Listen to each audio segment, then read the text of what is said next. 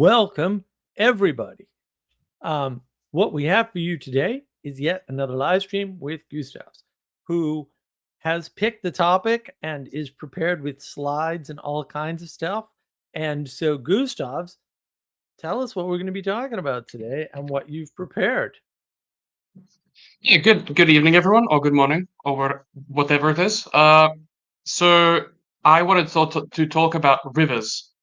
A lot of this is me integrating the education that I had on things like geology and botany and a lot of these natural sciencey things, sort of viewing them from a different perspective, less materialistically and more as kind of analogies, metaphors, symbols, patterns, and yeah, just a lot of them are really powerful, and I think there's some things in there that I would like to bounce back and forth with Mark, pretty much.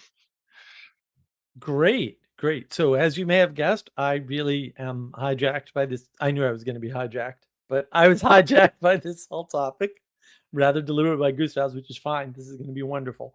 So, is it fair then to characterize what you're talking about as how the material relates symbolically to everything else, let's say in our universe or something, if you want to get secular about it?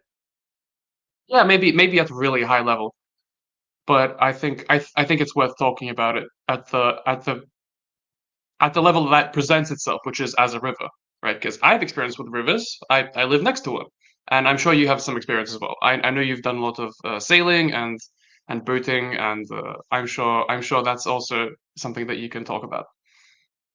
I'm Yeah, certain. no. This is wonderful. Yeah, I have quite a bit of experience with the rivers. I have a creek on my, well, technically I have a tributary and a creek on my property. And yeah, I've been on rivers before. In fact, sailed down the Saco River in Maine in a well, not in because it's more on on a Hobie Cat. So that was a fun little camping adventure. I think it was a 2 or 3 day thing that we did. It was quite interesting and quite a lot of fun. So yeah, I have some experience with rivers, so that'll be delightful. So how do you want to open this, and what do you want to do? I think you can present whenever you want. Can I present? Okay, yeah, I can present. I can also. I did also send you a thing, but I'll do it. So just 1 second, and that should be it. Yeah, so I just made some slides. I think having visual aids can be helpful for sort of showing some of this stuff, because a lot of it is technicalities, I guess, that you do need something to show. So I guess the first concept that came to mind was it's this thing called canalization. Have you heard of it?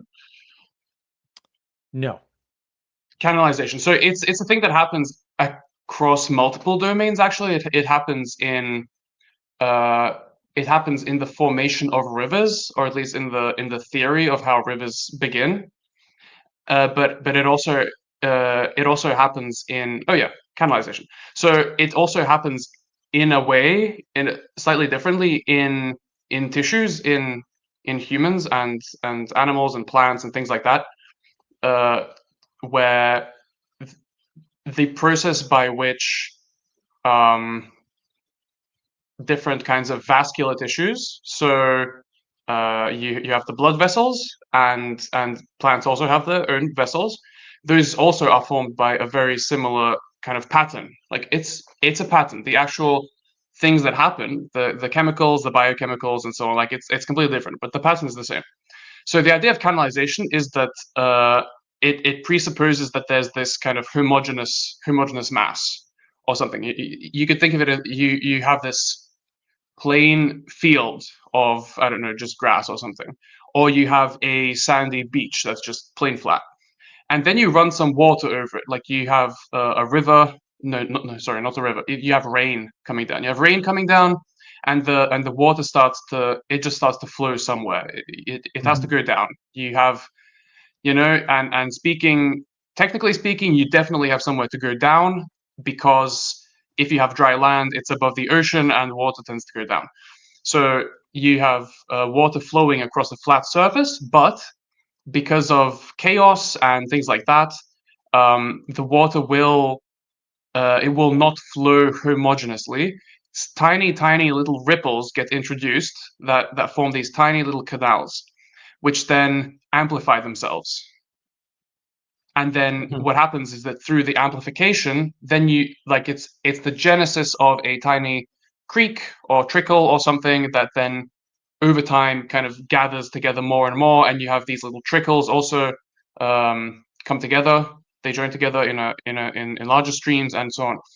And it's like, why does this happen? Like, what's the physics, or what's the reason for this? And it comes down to something like specialization, or which is hierarchy.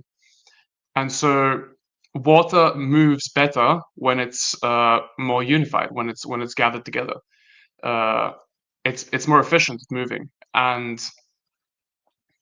because you get things with like the surface tension and so on, where you know it's just more efficient to move it as a stream than it is to move it just down a plane. And this is really evident when you work with things like, I don't know, roofs. So you have the eaves of a house, which then gather the water together and then kind of put it down a drain pipe. Uh-huh. Uh, so that's another kind of example of forced canalization. Well, it's not canalization, because it's actually the something like a reverse process, where instead of the river forming from a homogeneous plane, and then it kind of gathers and then it erodes out a space for itself. Instead, you're creating a space that is then constraining the water, which is a Right. little bit different, and that's also something we can talk about. But what do you think of this?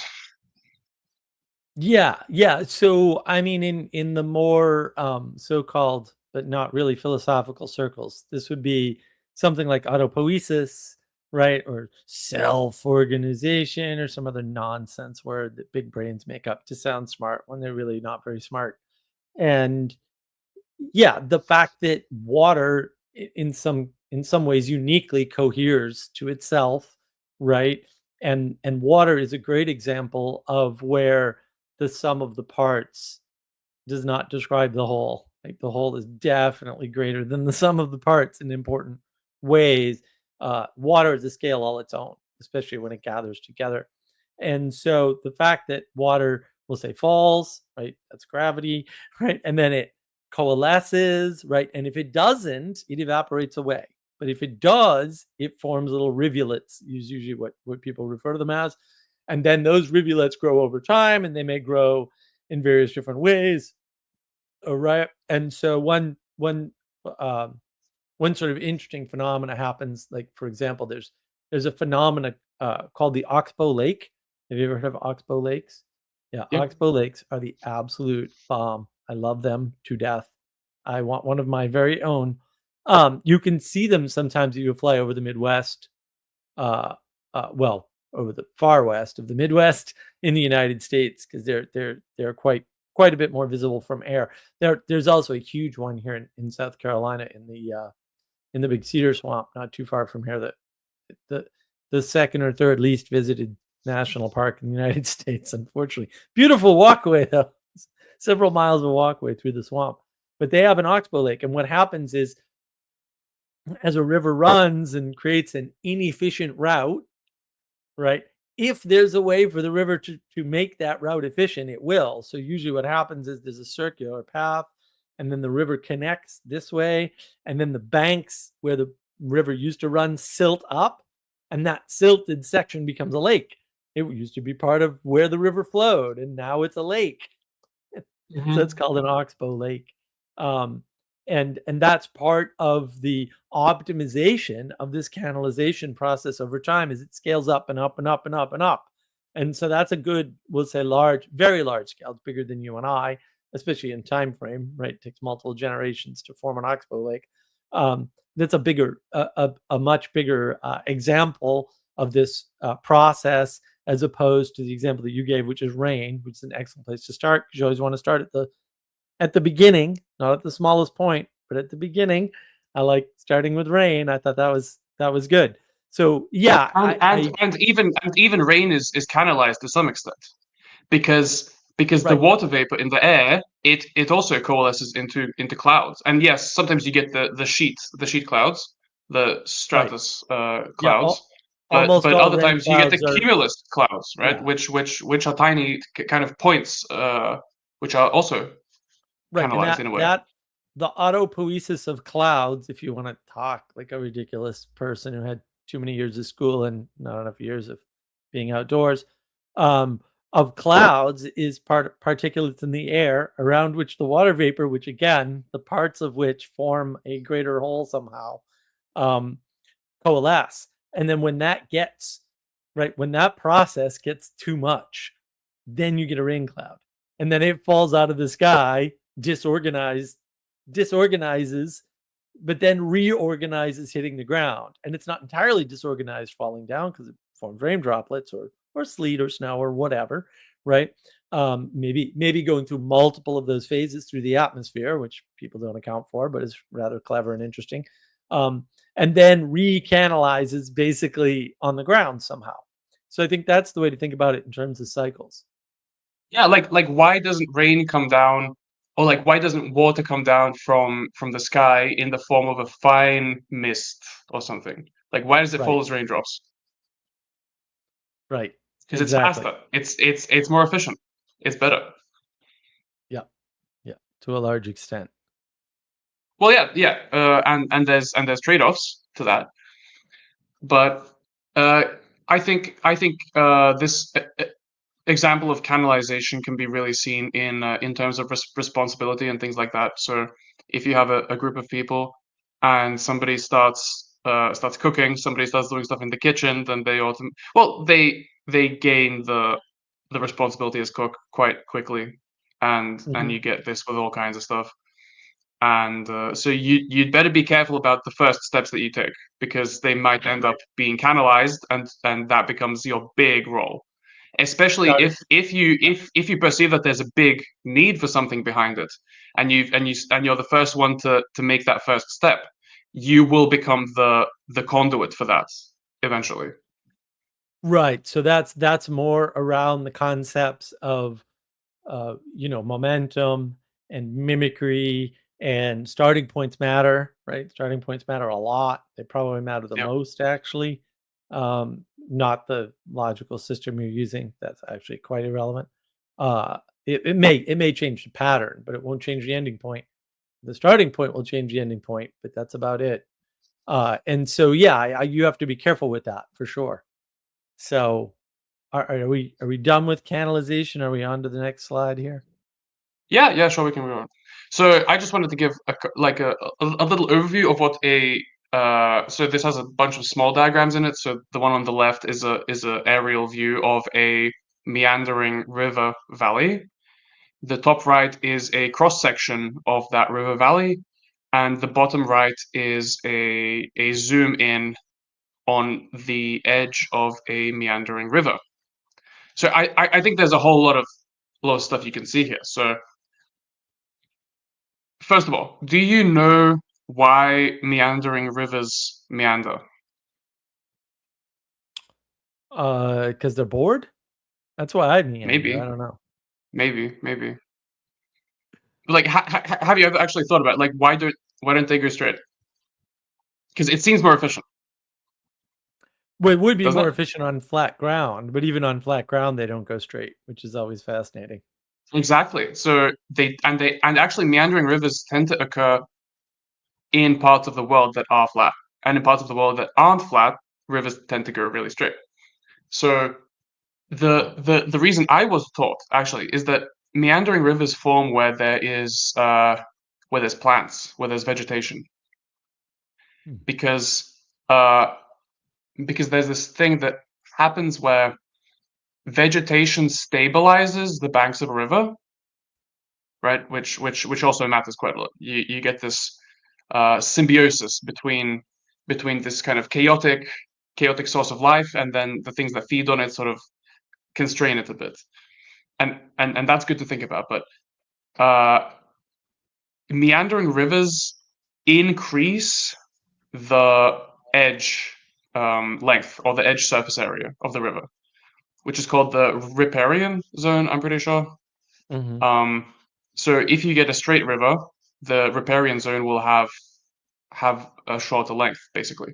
And so in this interaction between the life forms, the plants, the different, willows and all those kinds of plants that grow around rivers, like they kind of it's hard to explain how it happens, but essentially they want to make their domain larger, and so they somehow um, encourage the river to meander. And then once it starts meandering, you get all kinds of crazy effects with like the water doing funny things and moving the sand and the silt around. Um, but that's interesting because when you cut down those trees, when you get rid of them, then the river goes out of whack. It goes crazy. Yeah. Yeah, and that's more related. So a lot of people will talk again in the so-called high-minded philosophical circles about reciprocal, right? And Hmm. this is sort of like there's a reciprocal relationship between the land and the plants and the water, and it's like, are you saying we're all connected because we're all part of the same creation? Because that I already knew that, but thanks for the update, I guess. Uh, but yeah, I mean, everything affects everything else, and in ways that I think the problem is the reason why we're rediscovering this somehow, even though I kind of encounter it every day, so I don't really consider it a discovery or b a rediscovery because that'd be silly. Is because we're not thinking about it anymore. We've dissected the world so much through the sciencey thing that we're no longer engaging with the fact that no, these things were always connected and they always affected one another because you can't affect just one thing in the world because even in science you can't do that, although the science idiots will tell you otherwise.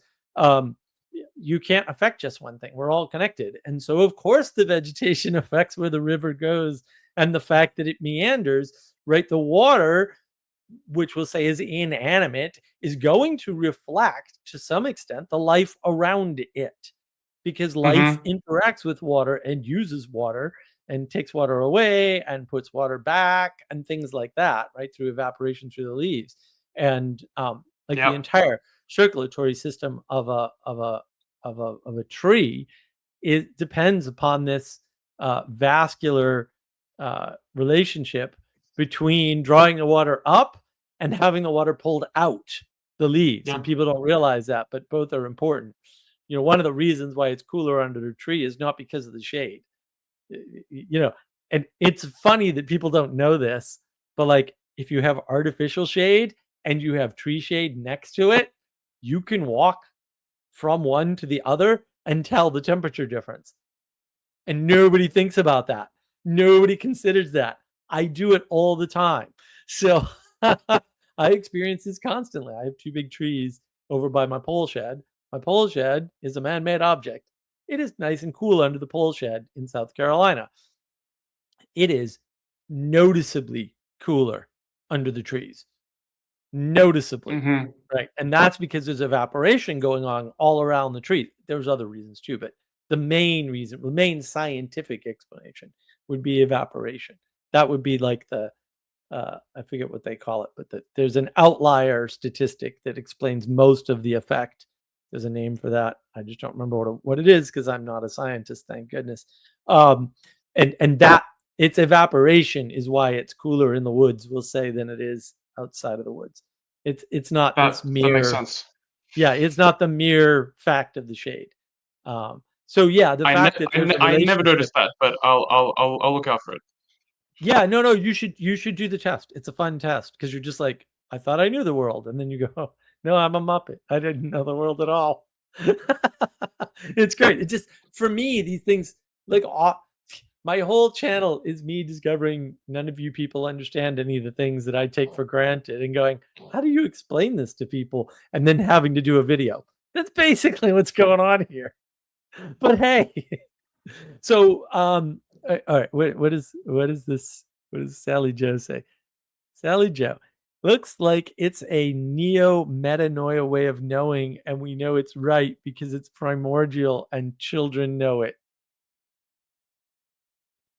Sorry. Neo-metanoia. What is I, that? What is that? I will just add that Sally Jo is taking her life into her own hands because I'm going to see her this month later on. And for this little comment, she shall pay dearly, I assure you all. I am going to make her pay for that. It's very much poking at my annoyance at these people and their way of speaking in a very complex fashion, which is why I like Gustavs, because he cannot do that in that way. And it's not that he doesn't have the vocabulary either. And it's not that he's not smart enough. It's that he can't bring himself to talk to the world in a complex and pretentious fashion. And proof of this is Manuel. Mark has metanoiance. That is true. I do. That's great. So yeah, moving on. I don't know if you have another slide or if you want to say more about this one. Yeah. No, let's say on this one. So another thing that I want to point out is that the river valley is not the same as the river bed. Those are two different things. And the river valley is much older and it's a lot more stable, right? It's a really interesting example of something like a fractal, right? So you have this tiny little riverbed, which on a large scale of time is transient. It changes all the time, and on the human lifetime, sometimes you do see shifts. Sometimes they're gradual, sometimes they're fast. But over time, and if you look from an aerial view, you can see all the old riverbeds. They're all around the place, and it's clearly changed a lot. But the river valley is a lot larger, and it's so permanent. I don't want to say absolutely permanent because sometimes they do seem to have shifted to some extent. Oh yeah. But it's really it's got a really long lifetime on a totally different scale, and that has consequences as well. Like for ideas about hierarchies, is that people want to live close to a river, right? So it's a question of like how close should you live to a river in a river valley? Where should you build your house? That's an important question. Right. No, it's a very important question. And so I was not too long ago, I flew out to actually to Las Vegas, but I only spent 3 days in Vegas because that was 3 more days than anybody should ever spend in Vegas. But I had to see it so that I could say certain things and draw certain conclusions that I had already drawn because I'm not retarded. But we drove down into Northwest Arizona and I stayed in a box canyon. So it's 8-mile dirt road to get there and to get out. It was going places was fun. The first like 40 minutes was driving on a dirt road very slowly, bouncing up and down and hoping you had your spleen at the end.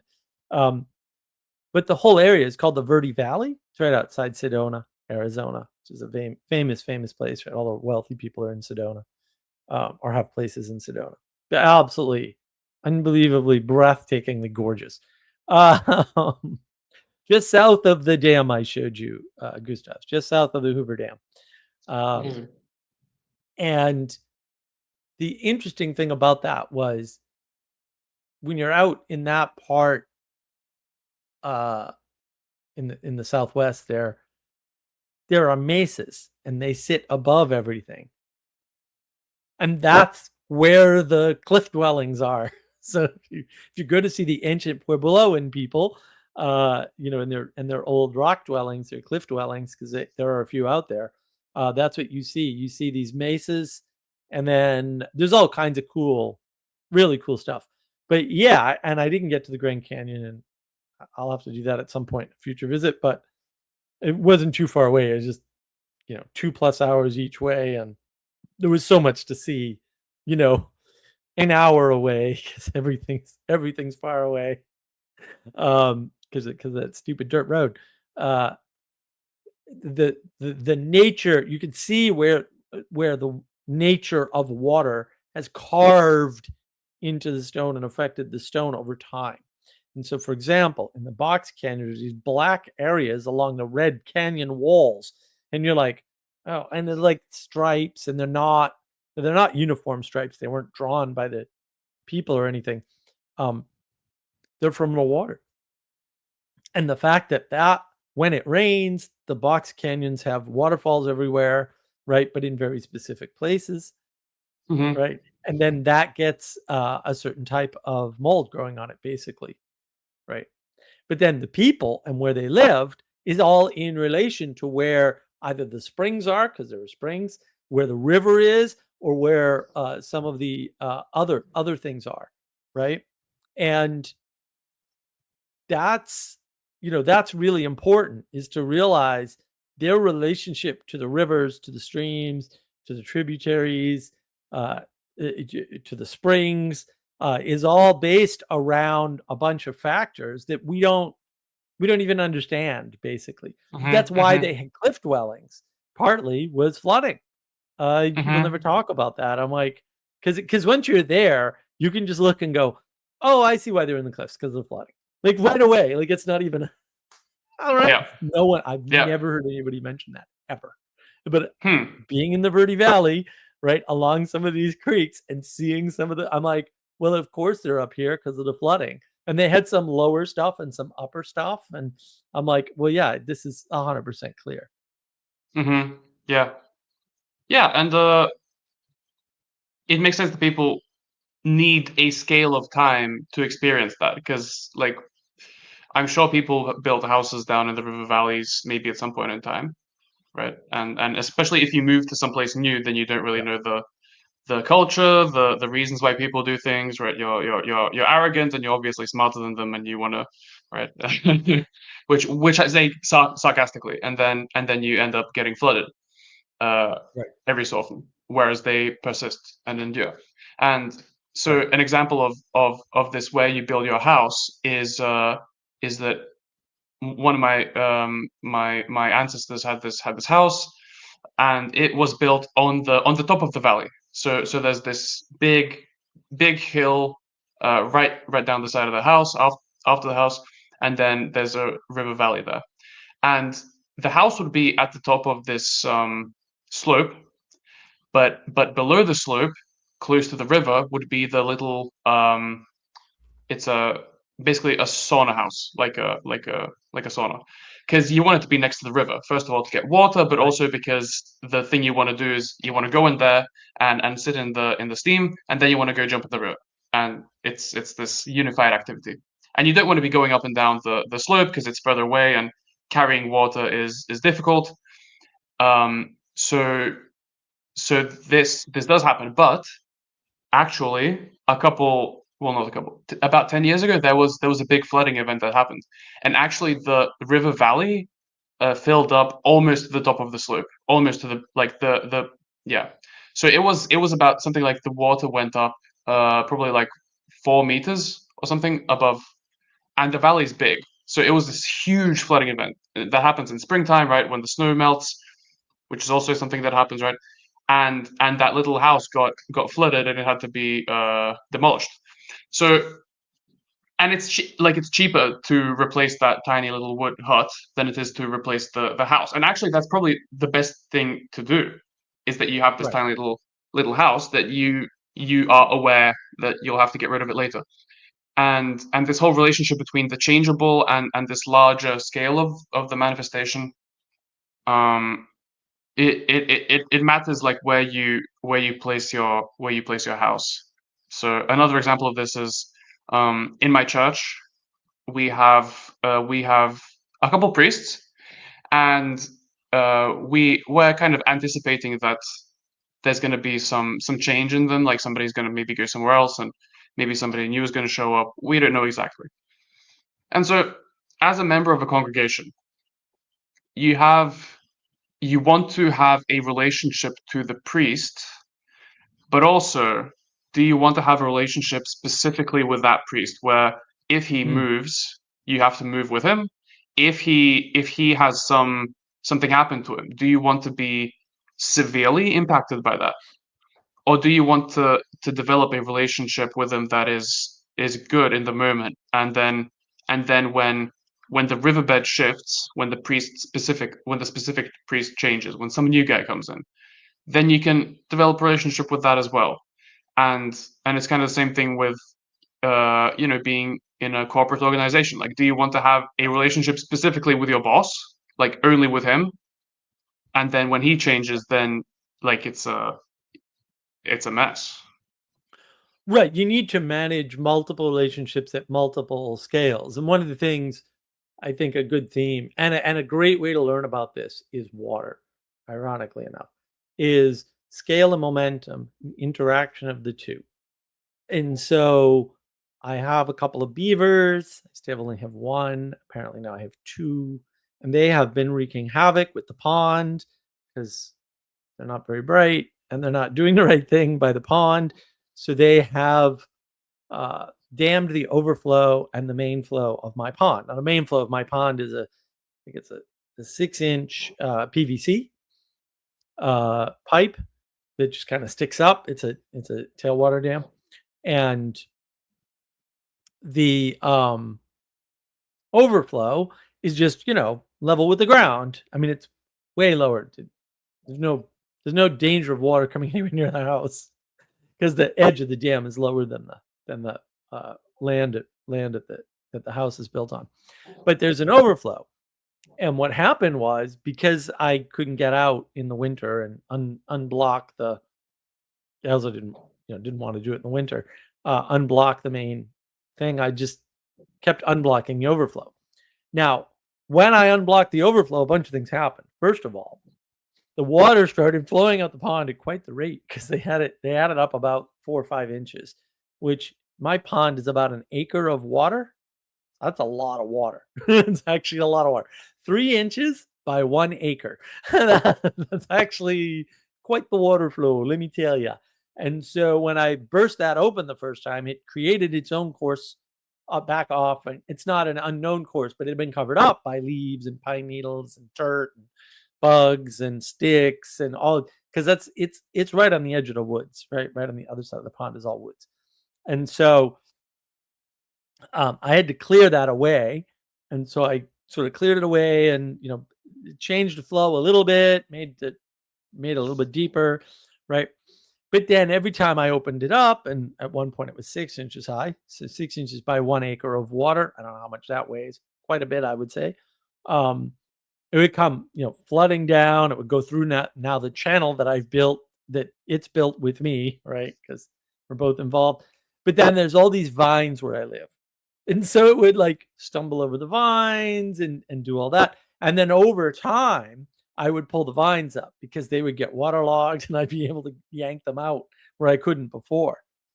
Right. But all of this is about momentum and time and change and that interaction. And in fact, when you flood it with more water, it can overflow the banks, and that creates all kinds of other problems potentially, right? And sometimes it makes new courses and makes quite the little waterfall over there too, which is nice. But the direction of the waterfalls changed several times. I don't know why. It just switches, right? And really, that's crazy. Oh yeah. Well, because there's all these trees. Like it's the waterfalls. Like that's the woods. Like once you hit that section, that's all woods. That whole section's all woods. And so as it's going down, it's hitting trees, right? And it's hitting roots of trees, and it's hitting vines, and it's hitting, and so if something falls while the water's not flowing, or even while the water is flowing, it can just switch direction like that. And that's happened several times. And so the waterfall looks a little bit different each time. Like there's a whole section in the beginning where it either falls on the left or the right of the tree. Like, what is this? What sorcery is this? But that's kind of the magic of the water. But then the momentum carves it's interesting, right? Because this is what's so fascinating about water. I used to play in the big puddles near my house when I was young. I'd create large lakes and build dams, and I was a crazy person. I got yelled at several times, like, "You're creating a puddle in the parking lot." I'm like, "It's not deep enough to bother your car. Go away and let small children play by the brook." In New England, they're called brooks. Down here, they're called creeks, streams. some people call them streams. They're all wrong. They're brooks or creeks. Yeah. So it had this, the parking lot had a drainage section, and I'd just dam it off and learn about, right. And then of course we had a beach house. So you do the same in the ocean, but it's not the same. The ocean's not the same at all, right? But you can do the same sort of thing with the tide coming in and stuff like that. And you get to learn about momentum and how big a dam it takes for more water, right? Because the size of the dam has to grow at a nonlinear way Mm. across multiple Mhm. dimensions in order to hold water, right? Yeah. The curvature of the dam and the size of the dam at the bottom is all affected by this. And a lot of people don't know, like, that's very complicated math if you want to do it in math, or you can do it in your head by just knowing it. You know, no math needed. That's how the Romans did it. They didn't have the math. They didn't use that. And once you kind of understand that, like, a lot of things change, right? Like, the world just sort of changes rather dramatically. And Mhm. it really teaches you about momentum to watch water flow over something. But when it's flowing through my channel, it's also bringing in silt and clay and sand. Mm. And Mhm. so I'd have to go in and actually, before I broke it open, I'd have to move the sand and silt out of the way, redredge the channel for the river, uh, and then go and burst open the beaver dam. Like, that was required, right? That wasn't an optional engagement at all. Mhm. And so, yeah, water is a great way to learn about scale and momentum, like a really good way. And I really enjoyed making puddles and playing in puddles and doing that sort of crazy thing. Um, and it was fun for me. It was actually fun for me to do all that. Mhm. Yeah. Yeah, scale with water is also really important, like, because the creek that you have, like, it presumably flows onto somebody else's territory and comes from someone else's land, right? Right. Hmm. So do you have any, like, do you talk with those people? Like, is it a discussion? No, no, not really. It is on the boundary of like three properties, right? So mine and two others. Mhm. And that's my Bridge Creek is my property boundary, or one Yeah. of them. And then I have the overflow from the pond, which is coming across two or three other properties from the other direction that flows into Bridge Creek. That flows into the creek. That's very pretty. Sometimes it's not flowing, right? It doesn't flow all the time. Mhm. Mhm. Yeah. Well, the thing with these communal streams of something is that you sometimes have to manage them communally, because if somebody Right. um, if somebody poisons a river, it's really bad. Like, Right. especially a big one. And this used to be a big thing with people leaving, like, dead animals in rivers. Uh, Right. that was really bad. Like, and Yeah. it's it was it India was it has was that considered problem. like really, what do you call it? Like, just like one of those things you just don't do even to your enemies, pretty much.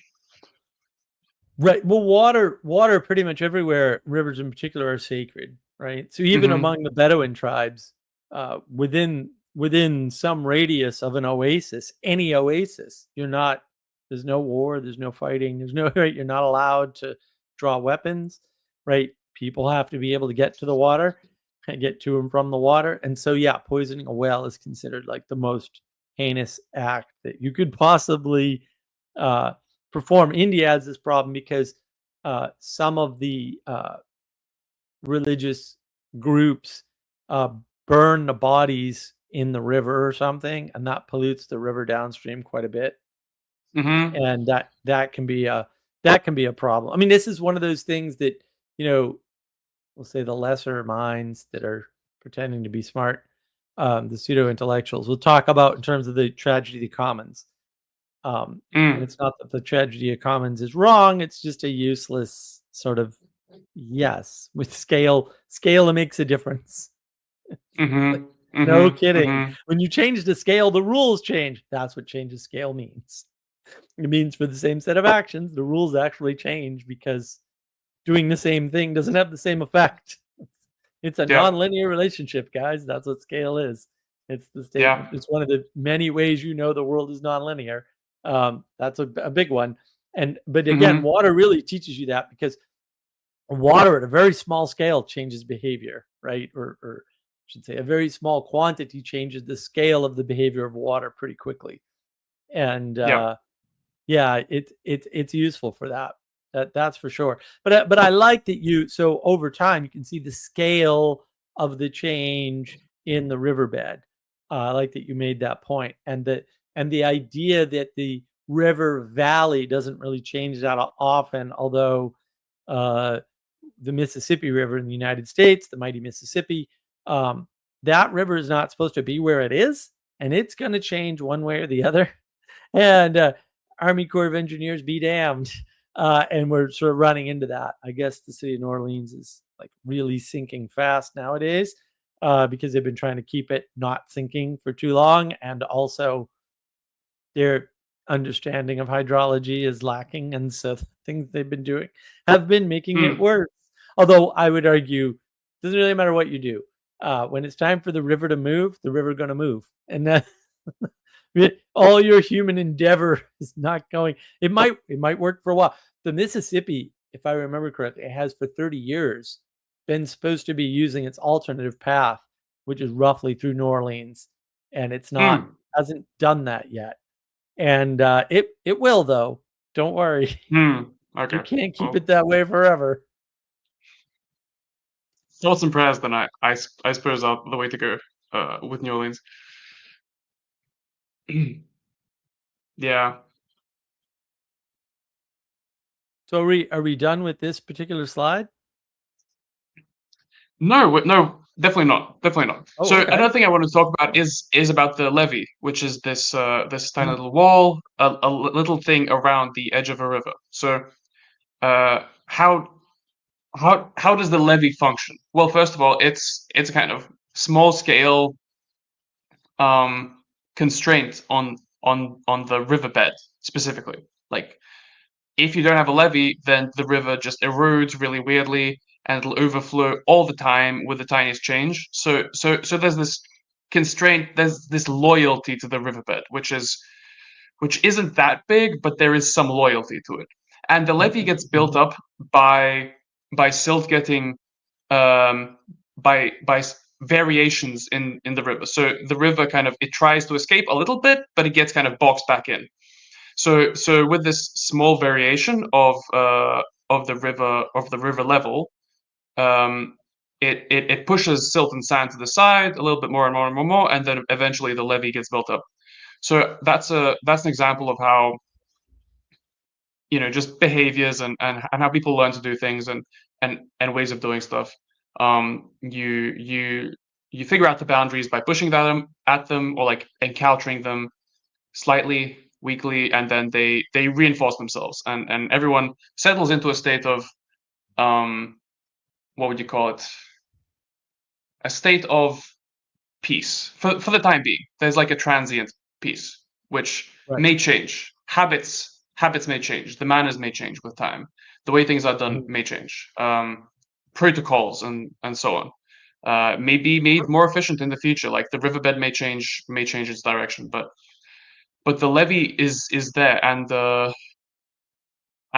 when something breaks through that levee, then you get a flood, which Right. which we've talked quite a lot about. Right.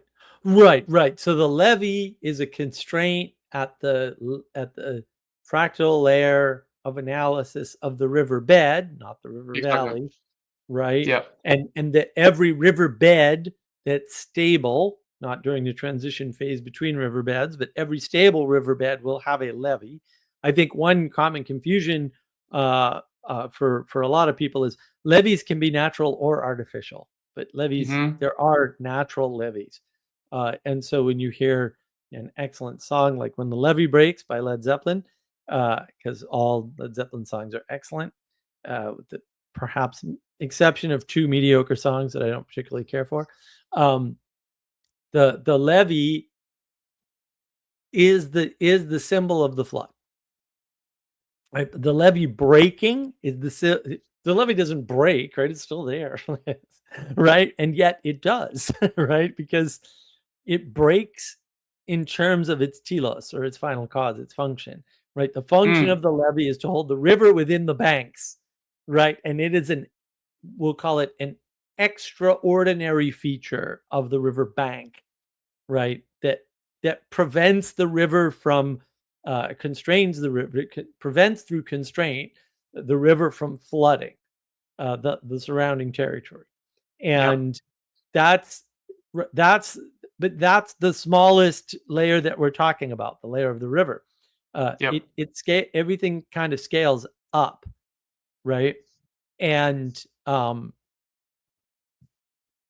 yeah, I think it's important to sort of recognize that fact as such, because it's a factor when you're thinking about scale.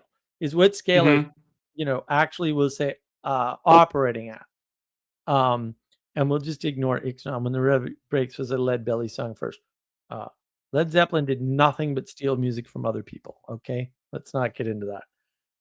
All music comes from the source. Ixnay, come on, it's all stolen from angels or something. Yeah, and the thing is, the levee's function is to provide stability, is to provide continuity of the riverbed, and that's something that's like a function that materialism totally ignores and takes for granted.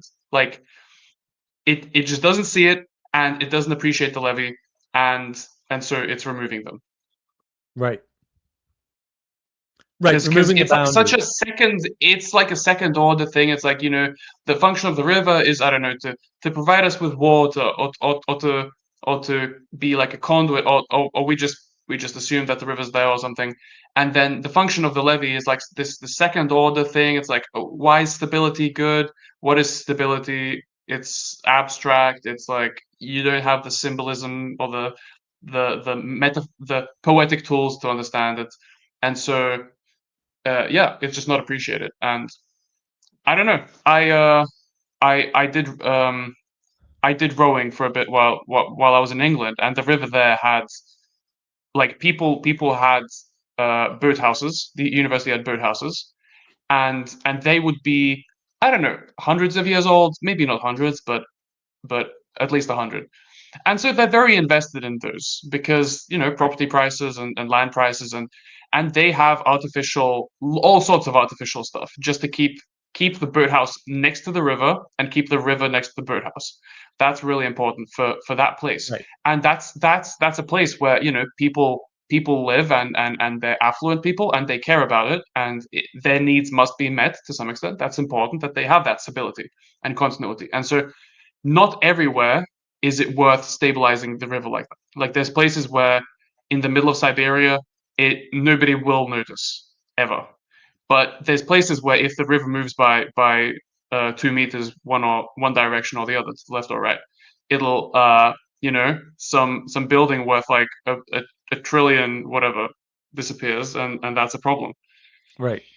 Well, and also I think it's safe to say, and this is what's missing in the hierarchy of the ontology of science, roughly speaking. This is why I call them science idiots. The levee is the judge of the river, and without the levee, you cannot judge the river because the river is inherently unstable. And when something's unstable, you can't judge it because its nature is changing too fast, effectively. And so, and I think there's a larger lesson in there about constraint, restraint. Like if you don't recognize constraint, you cannot restrain yourself, right? You also cannot restrain or constrain yourself if you are averse, we'll say, to judgment.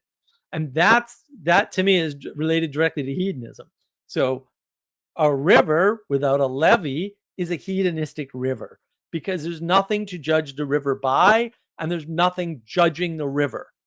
And that is the purpose of the levee, because not all riverbanks, to your point, have levees, and they flood their banks, right? The levee doesn't break, they flood their banks, and it's very chaotic. And that's not necessarily a bad thing, right? Ancient Egypt took advantage of this to be ancient Egypt and be a powerful force for civilization. And so it's not that hedonism can't be tamed and used to positive advantage, but that doesn't make it not hedonism, and it doesn't make it not bad. It just means that, you know, there are ways, although they take way more effort, we'll say, than having a levy. There are ways, which is why the Nile now has levees, by the way. Oops, nobody thinks about these things. There are ways in which civilization is more stable and the immediate cultures are more stable. Now, whether that's a good or a bad thing, we can have a long, ridiculous discussion about, but there's definitely a there. Yeah. And so the levy is the judge, and it also allows you to judge, right? Because you can't judge without the help of a judge. It's something like that. Yeah. That does make sense to me, and it's yeah.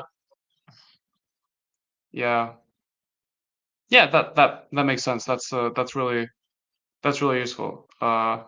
Yeah. I'll have to think about that. Good. Mission There was accomplished. a point I wanted to make earlier, but we kind of skipped over it. Is that about the poisoning of the river? It's this and this is like maybe a little bit abstract, but the river as like linear, you can make an analogy you can associate with purity of transmission, or like the providence of something, which is something I've brought up a couple of times before. Is that and I've thought about this mostly in connection with the kosher laws of the Jews, actually. So I can make that connection in a bit, but the idea being that you shouldn't or like it's dangerous to drink from a unverified river, or that it's super important to keep the river clean because then you have purity of transmission. But once you inject something bad into a hierarchy, which flows, right? A hierarchy is flowing from up to down and so on. So if you inject some bad at any point, everything below it becomes corrupted, and you've got to clean it up. That's right. And so for me, this kind of has to do with teachers, which I think has to do with the kosher thing as well. Is that if you have a teacher, you kind of want to know where they're coming from, who taught them, who's philosophy, who's teaching as a noun, like who's thinking is he transmitting to you, like where is he coming from? And if he's somebody who's thinking for himself on his feet, like that first of all has limited usefulness because he's kind of self-contained and not that big, and also because receiving this larger education or formation in some school of thought, which is communal and is like a cultural thing, it's really good to be in that larger communal thing, but you want to know where he's coming from, because if you just drink from every stream, then you don't know what you're gonna end up with, and yeah, that's really important, I think.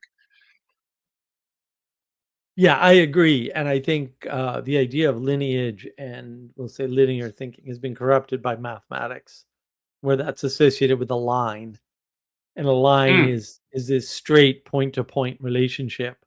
But the world is not made up of lines. It's not discrete and it's not linear.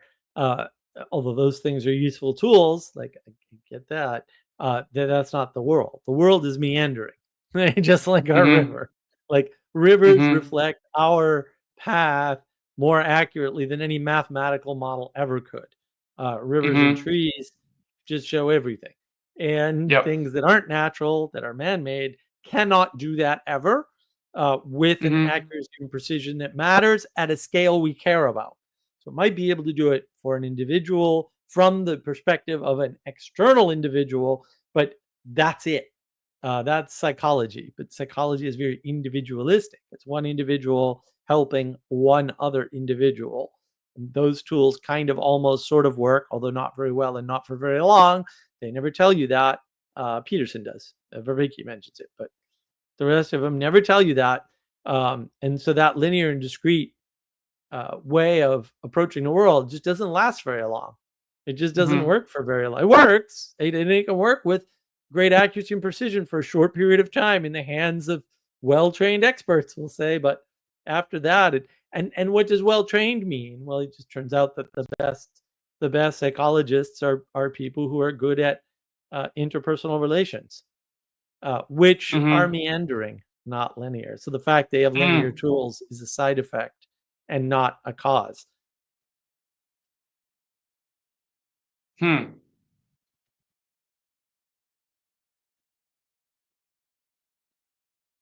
Yeah. Lot to think about there, I know. I just sorry. Yeah. Yeah. Yeah. It's true. It's It's true. all It's true. connected. You're the one talking It about is. rivers. I'm the one Yeah. who's Yeah. Yeah. Of hijacked. course. Of course. Of I course. Of course. I Of have course. to drown you in your own river now. Yeah. Yeah. Yeah. Yeah. And well, the thing with the flooding is that the flooding, the the the regular or the irregular, regular, frequent flooding of the floodplain is what makes the floodplain fertile. It's super fertile. It's got a Right. bunch of minerals in it, and it's got water available frequently, and it has like the groundwater levels are pretty high, so stuff can feed off that. Um, Water because of momentum and because of the way it spreads is remarkable at placing the right level of nutrients at the right place, right? Because when we'll say the initial flood comes, I'm just thinking back to getting rid of my little beaver dams there every few days.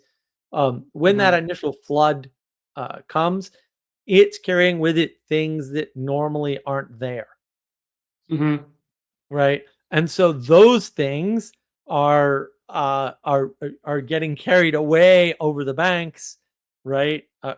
Breaking the levee, right? The levee is broken because it's not serving its purpose anymore of constraining the river. That's how levees break. Very interesting use of the term break.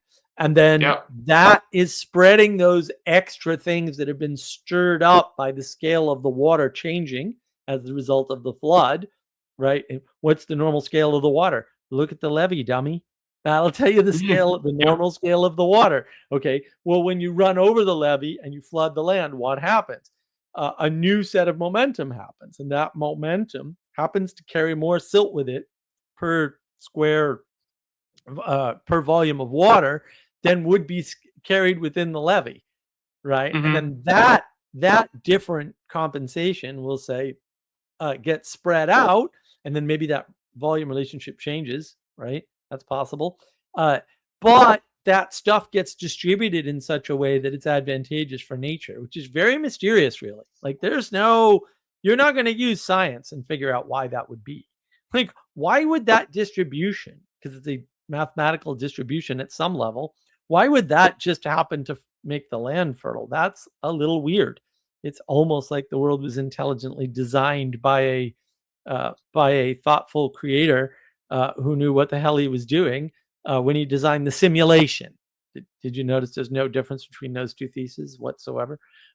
Simulation theory and pure creationism are the same theory. Good luck to all the people I just pissed off on that one. But also, mhm, prove me wrong, bro, mhm, because I'm not. Good luck. yeah. And an example of this, yeah, of the levee breaking and you getting this flooding, like maybe the levee breaks, or maybe you just get too much water, and like no, it does break, but it's kind of it happens because there's too much water injected into the system at some level at some point, At and a time. At a time. Oh, at at a yeah time. at a single Really time, important for exactly. momentum because Yeah. momentum's all wrapped up in time. It's not just Yep. volume. Yep. It's volume over time. Very important. Yeah, yeah, yeah, yeah. So an example that I can think of is that you can imagine a company or a corporation as, in some way, it's like at least I'll try to frame it this way, and tell me what you think about this after I make my point. Is that a company can be like a river, a conduit of money in some sense. Is that you get money coming in at some point, and then it kind of flows down, trickles down. And so Yep. if you get actually too much money into the system, then everyone near the top gets quite rich quite quickly, Yep. and there can be a confusion of who's at the top, who's in charge, where the riverbed probably is, because you get this Yep. spread out flooding or something, right? Yep. And Yep. so that's also when you get when you possibly get a change in the riverbed, possibly not Yep. necessarily, but quite possibly, is that there's everybody's flush and everyone's happy, and so the old riverbed just doesn't care anymore, and the new one can reestablish itself as the head, Yep. and then that Yep. maybe the money goes away, and the company continues functioning, and maybe it goes back to its old riverbed after a while. Who Right. knows? But Yep. No, I mean that's important. The way I sort of think about that, because a lot of people are confused about what money is and how it works. Money is just a signal, right? It's a value signal, and so what happens a lot of times in companies is not necessarily so much that the top gets flush, but usually what happens is somebody comes around with a big check and flushes the river. That's mm, usually what happens, right? And so typically this is called the exit or the buyout, right? This is where the investors sort of take over from the founders. Things like that happen all the time. And when that happens, there's a confusion over who should be in charge, right? Should it be the guy with the vision or should it be the guy with the money who's going to pay your paycheck? And it's like, oh, well, that's actually not so clear, right? What's because you have a flood, right? The money's flooding out the other signals, yep. right? Because you joined the company to do good. I mean, I've done this several times myself. But you join the company for one purpose, and then the purpose of that company switches as a result of going public, right? Or some other event. Like I said, there's an exit. All the founders get bought out. They go buy houses in the mountains or on the beaches or whatever because they're now millionaires, and they leave. Like they abandon their vision. But they're the ones that built the vision. Now, it's not always a death sentence to the company, but it is almost always a death sentence to the company, right? And it depends on the circumstances, right? It's not 100% guaranteed, but it's like 80% guaranteed. Most companies, Yeah. when they lose their Yeah. Yeah. Yeah. founders, Yeah. they're all But the done. thing is, like, if you have a company, right, the company has a purpose. It's doing something typically. The telos. Yep. Typically, companies do stuff. Yeah, and so it's a function in the world that must be served by someone. So maybe if that company goes away, Yep. some other river comes in and takes that water and still channels Happens it all away. the time. Yeah. Yep. That's Jordan Peterson, right? Like look for something to do where responsibility has been abdicated. Yep. Right, because people abdicate responsibility all the time because of floods. A flood comes, right? And this is, when people talk about conspiracy theories and things like that, a lot of times things get flooded. And so it's not a conspiracy. Things get flooded and people get confused and incompetence takes hold. And then a semi-competent person in the land of, right, the one-eyed man is king in land of the blind. A semi-competent person can easily twist the purpose of a system to their own nefarious ends. And Hmm. then everybody goes along because they're in a flood. They're already confused and they don't know what's going on. That is not a cabal. That is not a conspiracy. That is not anything. That's Tuesday. It happens when things flood, which is why it's important to know when things are flooded and when things are okay, and Yep. inject the right amount of whatever. I mean, you can look at elections and the change in the guard in a political system. Like that often clears up a flood. Sometimes it causes a flood, right? You look at Ukraine and said it was such a flood that no one knows where $800 million of aid went.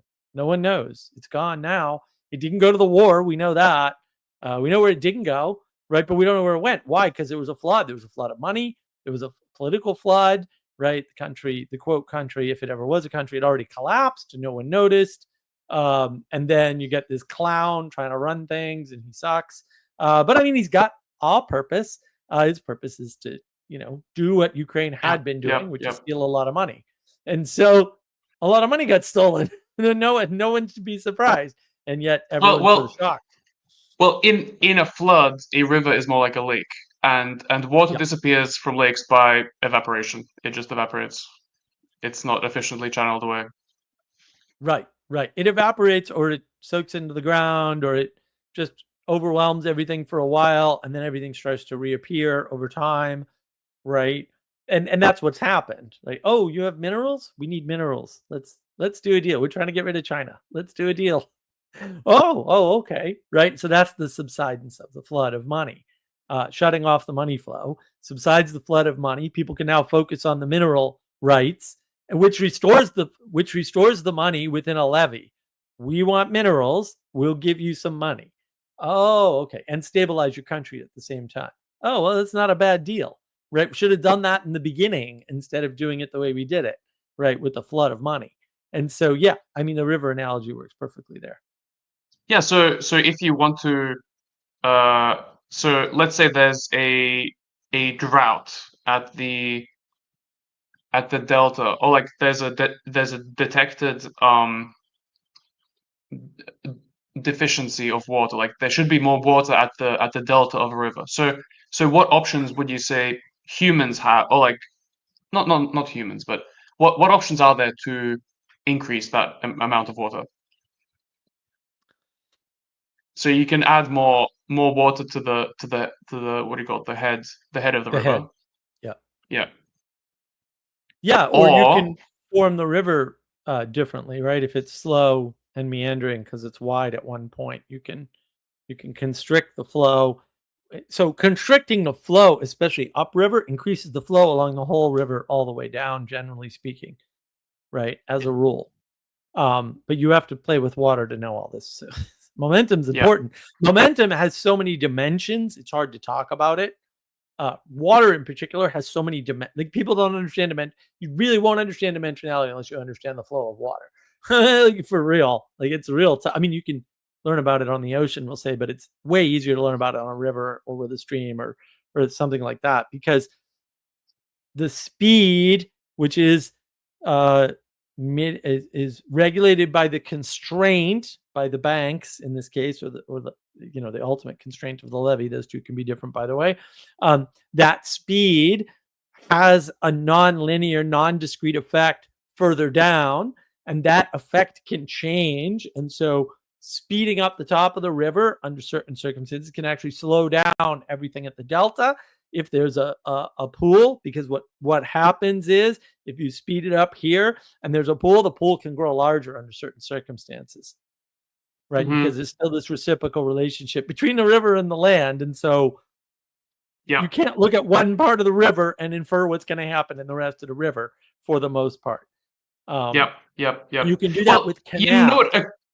you know what occurs to me is that actually it's next to impossible to increase the amount of water, but you can decrease it in a whole bunch of ways. Like practically speaking, Yes. the only two ways I can really imagine you getting more water at the delta of a river is that you either make the riverbed more efficient, the run of the river more efficient by digging a canal across some loop, some inefficient section or something. Or the other one that that comes to mind, which has been really impressive, is that speaking of Australia, there's this thing called the Snowy River Project, which they did in the I forget, like the 60s maybe. But basically, there's this like the largest river in Victoria, which is where a lot of people live, and it's a nice place to live.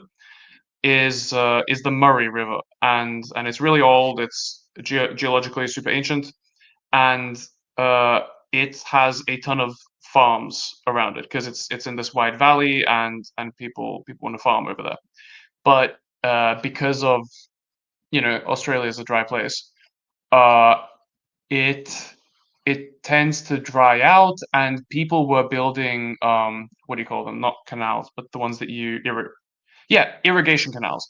Irrigation canals were being built on it, and people were irrigating with it, and so it started to dry up. And they realized that they can do this project where they in the mountains where the Murray River starts, there's a whole bunch of other rivers that flow in other directions. But the special thing with the Murray River is that it's really long because the mountains are sort of next to the sea, and you have all these little rivers running out of the mountains where the rain falls and where there's snow and things like that. A lot of rivers flow straight from the mountains straight down into the sea, into the ocean, and so that water doesn't really it doesn't have a lot of plains around it. Well, kind of, but not that much.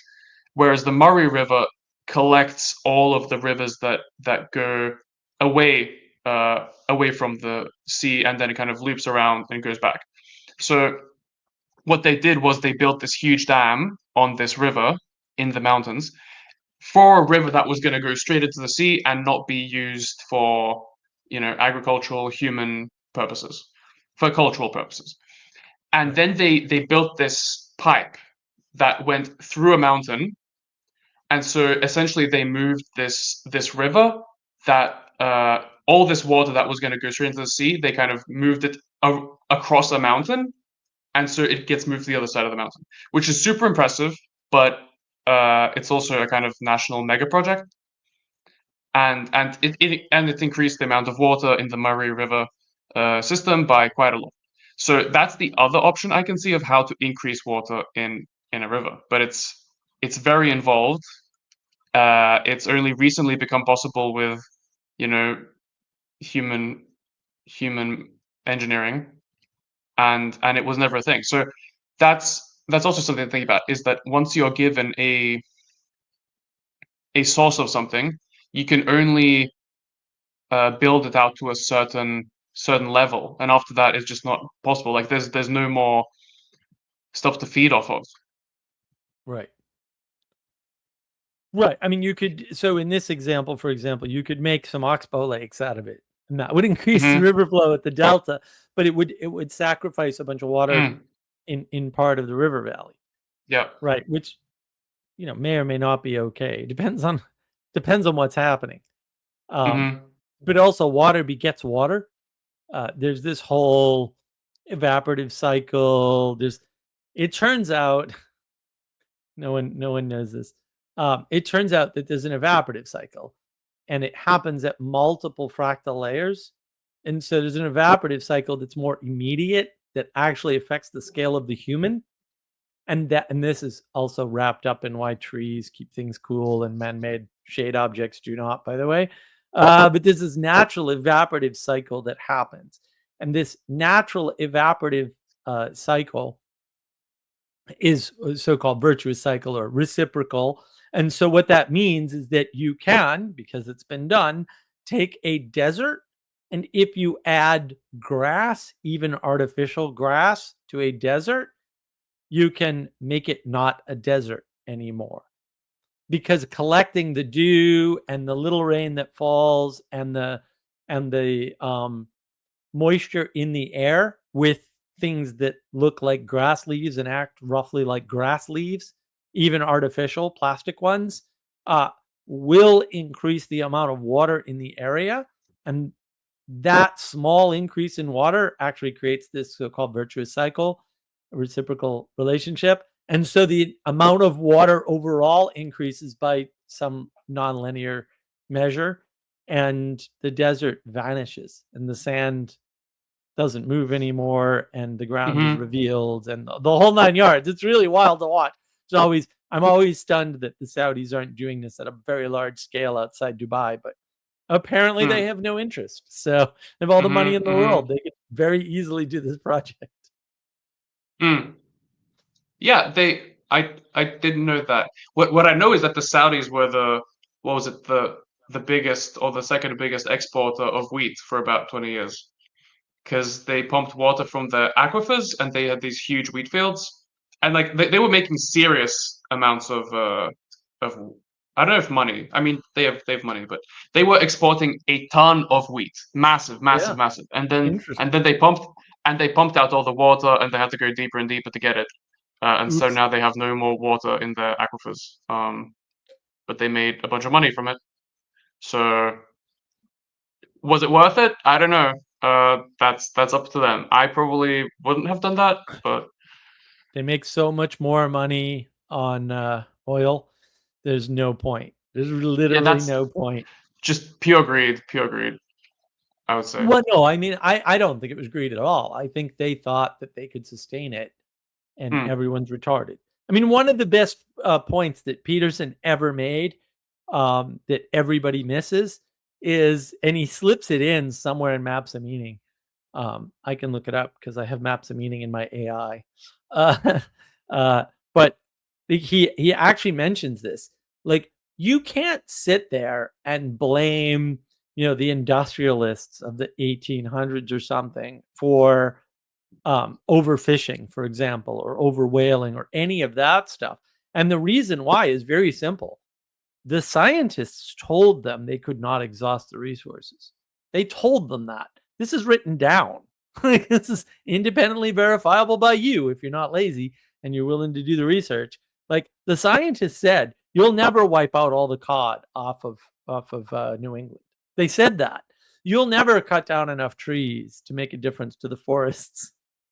You'll never be able to, kill enough whales to make a difference in the whale population. They actually said that. And so it's not the industrialists and it's not greed that's to blame. It's usually the science that's totally wrong about its prediction, because science is almost never right in predictions at scale. The science is right the smaller you get, and there's a certain scale that it's really right at, and then you go to the quantum scale and then it all falls apart and their predictions are garbage again. But it's really good at one or two scales, and it's really garbage at all of these scales. No one tells you that because everybody wants you to believe science is awesome, which will come up tomorrow on the live stream at 7 p.m. Eastern that I will be doing on the myth of World War II, which I haven't scheduled yet, but I will. I just got waylaid by Gustavs, who finally decided to show me his wonderful slides. Well, this whole thing about the Saudis and this thing is that, like, they probably could have farmed wheat at a sustainable level for themselves for a while, for a long time, for but others. they exhausted, and for others, but they started taking out too much. So it seems to me like the story of the goose and the golden egg comes to mind, right? Except they didn't exactly kill the goose, but they factory farmed it a bit too much, and it died from exhaustion, which is a bit different because you're still intent on still having it lay the egg, but you just which is a bit different, I think, than killing it, because killing it is like, because what they did, at least the way I was told the story, is that they tried to look inside the goose. They tried to see what was inside it, which is different. Right. Well, and also, I mean, when you're following America down the rabbit hole and you don't understand anything about America, because most of the people in America don't understand anything about America, and nobody outside of America understands a damn thing about America and what happened. And I've touched on that in history videos on navigating patterns, but I'll be touching more on that tomorrow on the live stream for sure. That's going to come up. And you get all kinds of weird side effects. Like, it just turns out that having a conservative kingship that says, no, we're only going to use so much of this no matter what happens, is always the right answer, because centralized power can make better decisions and enforce better decisions about long-term planning than decentralization does. And it's very hard to know what the right level of decentralization is. And it may be zero, by the way. It may be that decentralization is always a net negative because of the principle of the tragedy of the commons. So if you actually understood the tragedy of the commons and the inevitability of it, the reason for its existence, we'll say, it's just an observation. It's not a problem to be solved because it can't be solved, which should be clear, but apparently nobody realizes this and they're still trying to solve it. Then you understand, oh, there's a relationship here. That's the important part.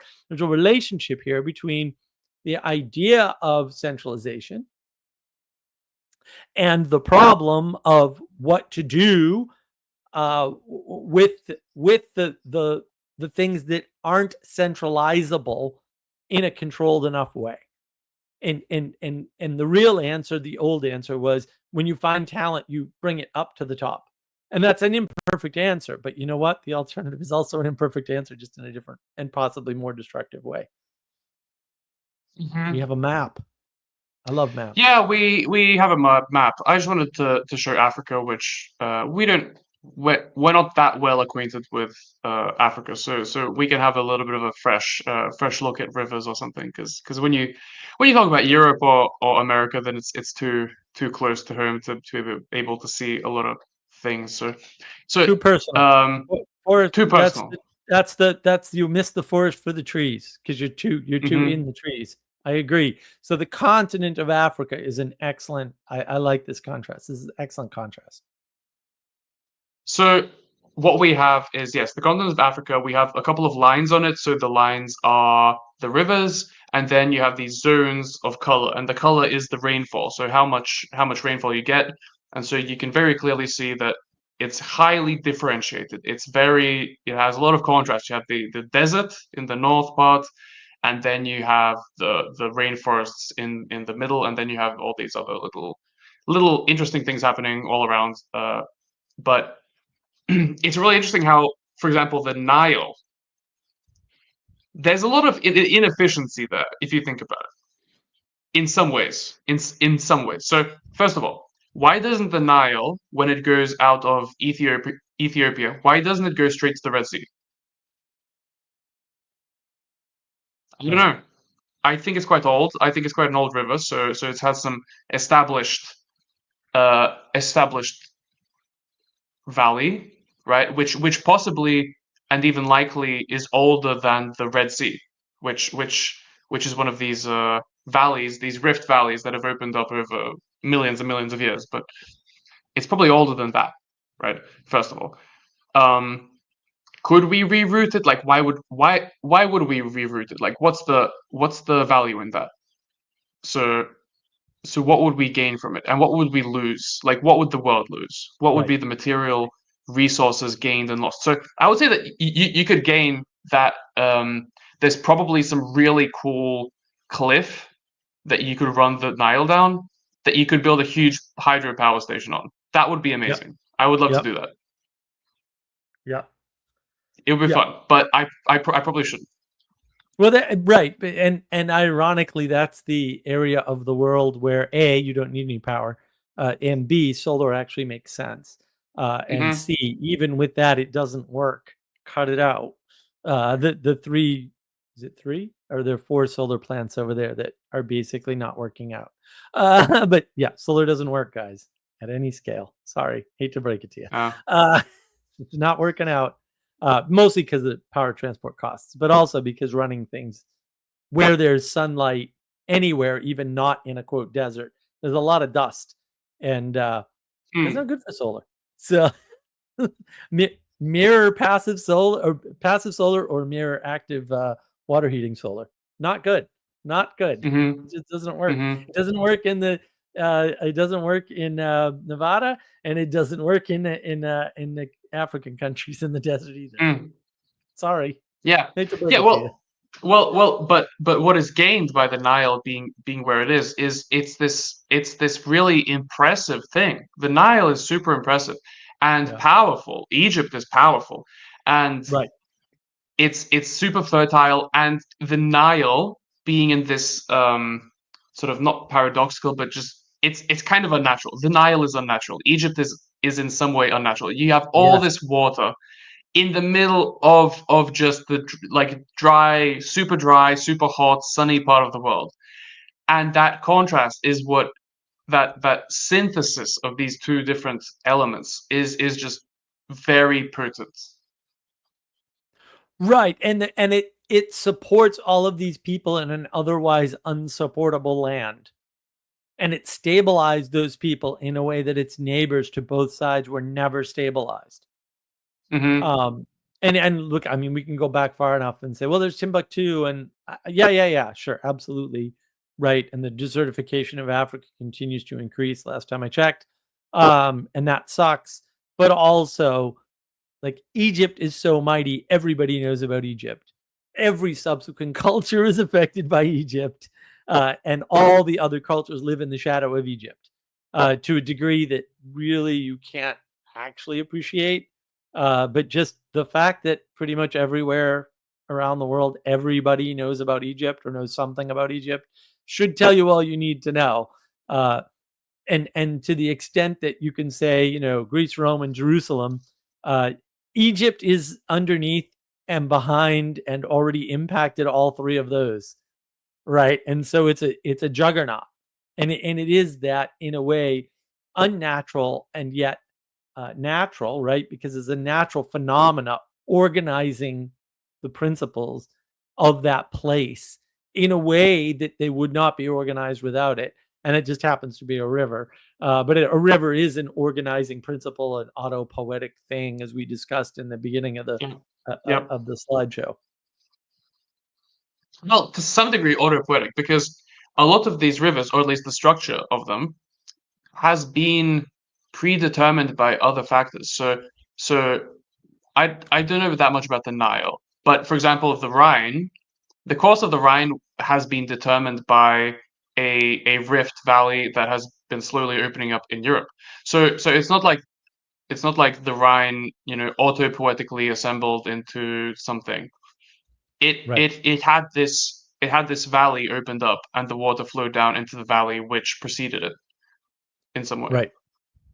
So that also, I think that has to do with your idea of creation, of having something preceding you, which is bigger than you, and which kind of constrains your choices, where you can go, what you can do, and all that. Yeah. Yeah, exactly. There is a creation provides constraints, pre-existing constraints. That's why, you know, really, really low IQ. I hate to say it, really low IQ thinkers that talk about thrownness. I'm just like, are you talking about the fact that there's a creation that pre-existed you? Because and you're mad. Are you mad? You sound upset. I don't know why. You've been given the gift of life in this wonderful place, and all you can do is call it thrownness. Why? What's wrong with your brain? I don't Hmm. know if we have medication for that, but we should invent one. Now I'm pro science, just on the basis of Heidegger. How ironic. So what else? What else do we see here in this map, Gustavs? What else do we have? Other than I agree, the Nile is. I mean, everybody who's explored the Nile has said, "Man, this is weird." Right? Like all the writings about the Nile are like, "This is a great mystery. This is weird. This is crazy. What's going on?" Well, I can keep going on about the Nile. Like, it's interesting that the Nile within the realm of Egypt doesn't have any tributaries, at least not serious ones. Oh, hmm. I mean, it's totally linear, right? Which to me has a resonance with the idea of monotheism, that you have this single origin of Oh, I didn't even see that. And of of uh that's the first monotheistic attempt at monotheism is Egypt, so far yeah, as yeah, anybody yeah. can tell. That's So far as fascinating. anybody can tell, and it's interesting that the traditional. I think maybe I'm kind of wrong on this, but to some extent, I think the southern boundary of Egypt was these I forget what it's called, basically semi waterfalls. It's like this churning. They had this rocky part of the Nile, and so it was no longer navigable past that point, and so the power sort of didn't extend that far ever. And now there's a huge dam built there. It's called the Aswan Yeah, Dam, that's one day. one of the biggest in the world, I think. Yeah. One of the oldest, anyway. It was built by the British as well. Uh, Impressive. But uh, there's this there's this I don't know, like implication or something that the source is like not perceptible. Yes, the cataracts of the Nile. Yeah, that's what I meant. So the source isn't visible to you past that point. So if you're living in Cairo or Memphis or something, you know that everything is monotheistic, or like everything is singular up to that point. Everything's unified, and then beyond that, you have this chaos that is like obscured to you, that you don't Yep. appreciate. You can't evaluate it. It's You not don't see it. perceptible. You can't perceive You it. don't see it. You see it, Yep. and it's a privilege and a luxury that can be afforded to you by hierarchy. So you have somebody above you that's managing all this stuff for you, and then it gets passed down to you in a very Yep. digestible format.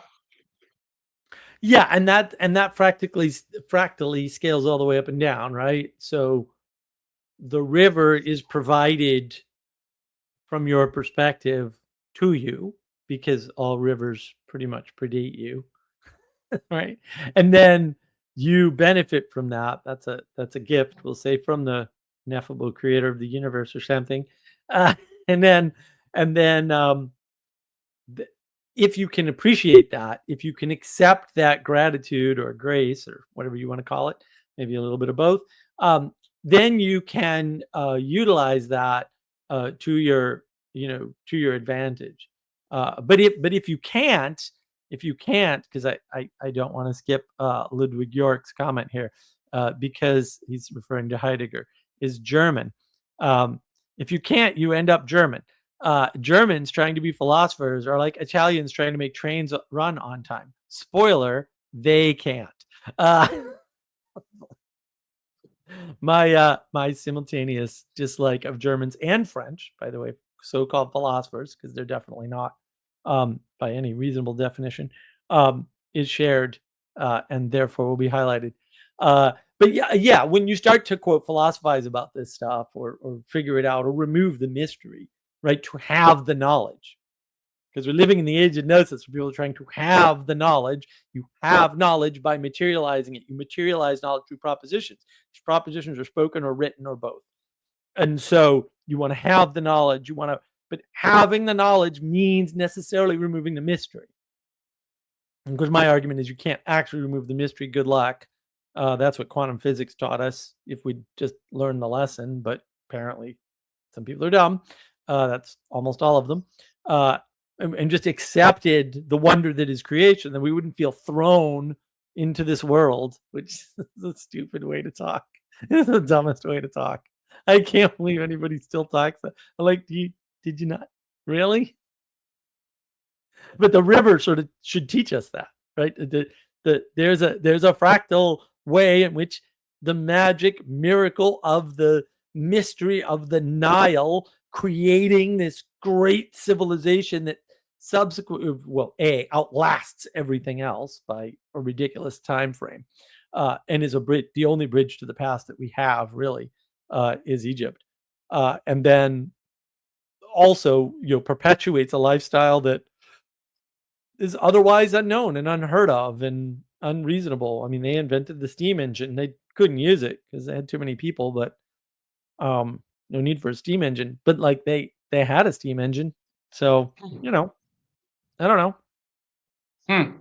Well, yeah, but so it seems that Egypt either and or was constrained by these cataracts and it couldn't go any further, or simply accepted its place there and was happy. And maybe Right. maybe that was part of the I don't know, the like a decision and acceptance of the ruler, of the pharaoh of Egypt, being like, well, things are good for me, and we might find something up there that I don't want to mess with, and I'm happy with my place in the world, and so we're not going to go any further. And I'm not strong enough on my history. Like maybe they did go past there a couple of times, but generally, I think they didn't go much further. No, I mean the Egypt was so wealthy that one of the core principles of Egypt is called ma'at, which is basically, we'd probably translate it as something close to hospitality, right? Which is basically like, we're so rich in, fertile ground, in capability, in, population, in unity, and all these things, that strangers were welcome, right? And then also remember, like this is a non-nomadic outpost in the middle of a bunch of deserts, right? And we can get into arguments about, well, 10,000 years ago, it wasn't as desertified as it is now. That is true. Also, the Sahara Desert still existed, it's just smaller. And I believe most of the Arabian Peninsula was desertified as well. It was just smaller, right? And that's the impact, right? Like I said, Timbuktu used to be a thriving metropolis in the middle of a lush area, and then turned into desert. And it sort of moved south as the Sahara moved south and pushed them out. But it is this non-nomadic thing where people are cultivating the land, and did they get that from the Tigris and Euphrates river valley, from Mesopotamia? It's really unclear, actually. When you start looking into it, you're like, this isn't clear at all who was the first, quote, civilization. um I think it's Albert Woolley. There was a guy named Woolley who was the curator of the British Museum who wrote a book about this, like the first civilization. They pretty much from the 1800s on had it pinned at the Tigris Euphrates River Valley, right? So we're talking Sumer, those places, the Sumerians, right? That's the cuneiform, that's the oldest form of writing, blah blah blah. But that's actually not clear anymore. If it was ever that clear, which I doubt. It's not clear if it was there, if it was north of there, because now we've got Göbekli Tepe, right? If there are multiple settlements, maybe there are, quote, native Europeans that didn't, well, say, come out of Africa, right? There might be there with the Denisovan discovery. There might be native Eurasians, roughly speaking, right? And so and that makes more sense, by the way. I just mathematically, and if evolutionary theory set is to be taken seriously, it doesn't make sense that there was a single event, because that's not how anything works. And so Egypt in and of itself is a remarkable place with a remarkable history due to the river, right? The river itself is the thing that causes this to happen, which might be why there's so much river symbolism all over, we'll say healthy symbolic texts. And maybe, I mean, I'll go out on a limb, because I can do that as long as I say I'm out on a limb, and say it's quite possible that just a quick review of my head, it's quite possible that healthy symbolic representations have trees and rivers both, and unhealthy symbolic representations do not have either.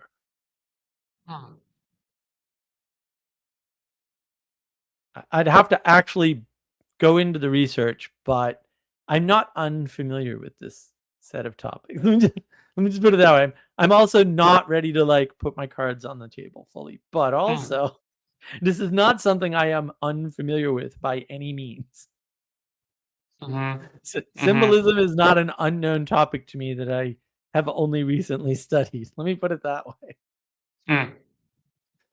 I wish I had my original materials, but they're all gone, unfortunately. Well, rivers are rivers are the core of things. They somehow become essential. They're the thing that holds stuff together. Like, another thing about Africa, we don't have it marked on this map, but African countries correspond pretty much remarkably exactly with different river watersheds. Yep. Which like you can kind of explain it, but then also once you notice it, and if I point it out, it can make you consider certain things. Like, you don't have to they don't necessarily correspond with species of trees, for example, at all. Like, you don't have, for example, the Congo being defined by where, I don't know, bananas grow, right? And it's like, okay, so why rivers are not bananas? So right, you can kind of think about that. So really good point, right? Especially the way we define culture. It doesn't really work. Like, we don't have any good, we'll say, solid scientific definitions of culture that work really, really well, because even the geography argument doesn't work. Because the thing that follows geography way more closely than people is plants. And so you would expect to see, but you don't see clear, bright lines around plants and geography and culture that link them together in the way that one would expect. And you're right, that's mysterious. I had never thought about that before. So that's a great gift. Thank you. That's gonna occupy my brain space for quite a while, I think. I like it. Yeah. And the countries that arise out of these rivers, sort of, if you describe the river, you can get a pretty good sense of the country, actually. Is it one of these small rivers that are in the Gulf of, is it the Gulf of Guinea? The big bites. in Africa there, right? Okay, so you know that thing, the curve in the middle.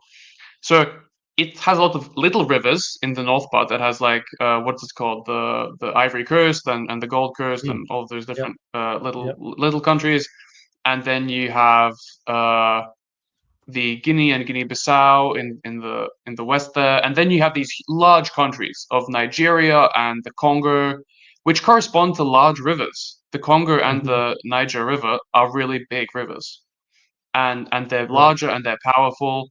And so, well, I don't know about the Congo, but Nigeria is like, you know, it's developing and it's getting pretty good. And it's one of those prominent African countries that people are starting to respect nowadays. And that has also like it's that that has something to it as Mm. well. And you know, like having a lot of little tributaries for a river, a lot of those countries have different cultures, different tribes in them, and they're these conglomerations of smaller cultures. Whereas those tiny little countries are pretty much, they may not have as many tributaries, and they're quite unified, I would say, in their tribal things, or at least typically.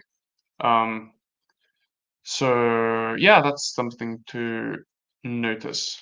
Um, Yeah, it is the Gulf of Guinea. I was Gulf of Guinea, yeah, My Africa's a little on the slow side. yeah, Yeah, yeah, yeah, there's two Congos lately. I can never keep yeah, track. yeah. There's the Democratic Republic of Congo and the Republic of Congo, of course. But yeah, it's a strange set of relationships for sure. And I think actually for those two countries, I may be wrong, but I think for those two countries, their capital cities are next to each other across a river, across the Congo. I'm pretty sure. Um, uh, yeah, which Looks is like it. Yeah. which is amusing. Yes, it is. Well, and there's a lot of that. There's a lot of that. I mean, all of the early settlements in the United States were either on the ocean or on the ocean by a river or on a river inland, right? Yep, Because you kind of need that. yep. Ixnay claims water and tree symbolism. Lord of the Rings is greater than Dune. Well, duh. Uh, No, can Dune is confirm. all like I'll just make everybody mad. Dune is symbolic garbage. Just sorry. I don't know what else to tell you. I know why people are attracted to it. I get it. Also, it's symbolic garbage. It's really trash. Mainly because it doesn't have any rivers. Like for real. Like, I think Gustavs is onto something here. There's no rivers. Which is odd, right? Because Herbert was a hydrologist or something, or some watery thing. Pretty sure he's a Hmm. hydrologist. Um, Something like that. Yeah. and he's trying to remove the source of life and the sustenance of life, and then build the story from there and create a new life by manipulating the water, uh, or playing God might be another way to say that if you were Hmm. inclined to talk that way. Um, Mm. and I think because he yeah, wholesale spins and emergence is good narrative from a deserted place, which is a lot like a blank slate, by the way. People are very swayed by that. I was not impressed. I remain unimpressed. I love the movies. Don't get me wrong.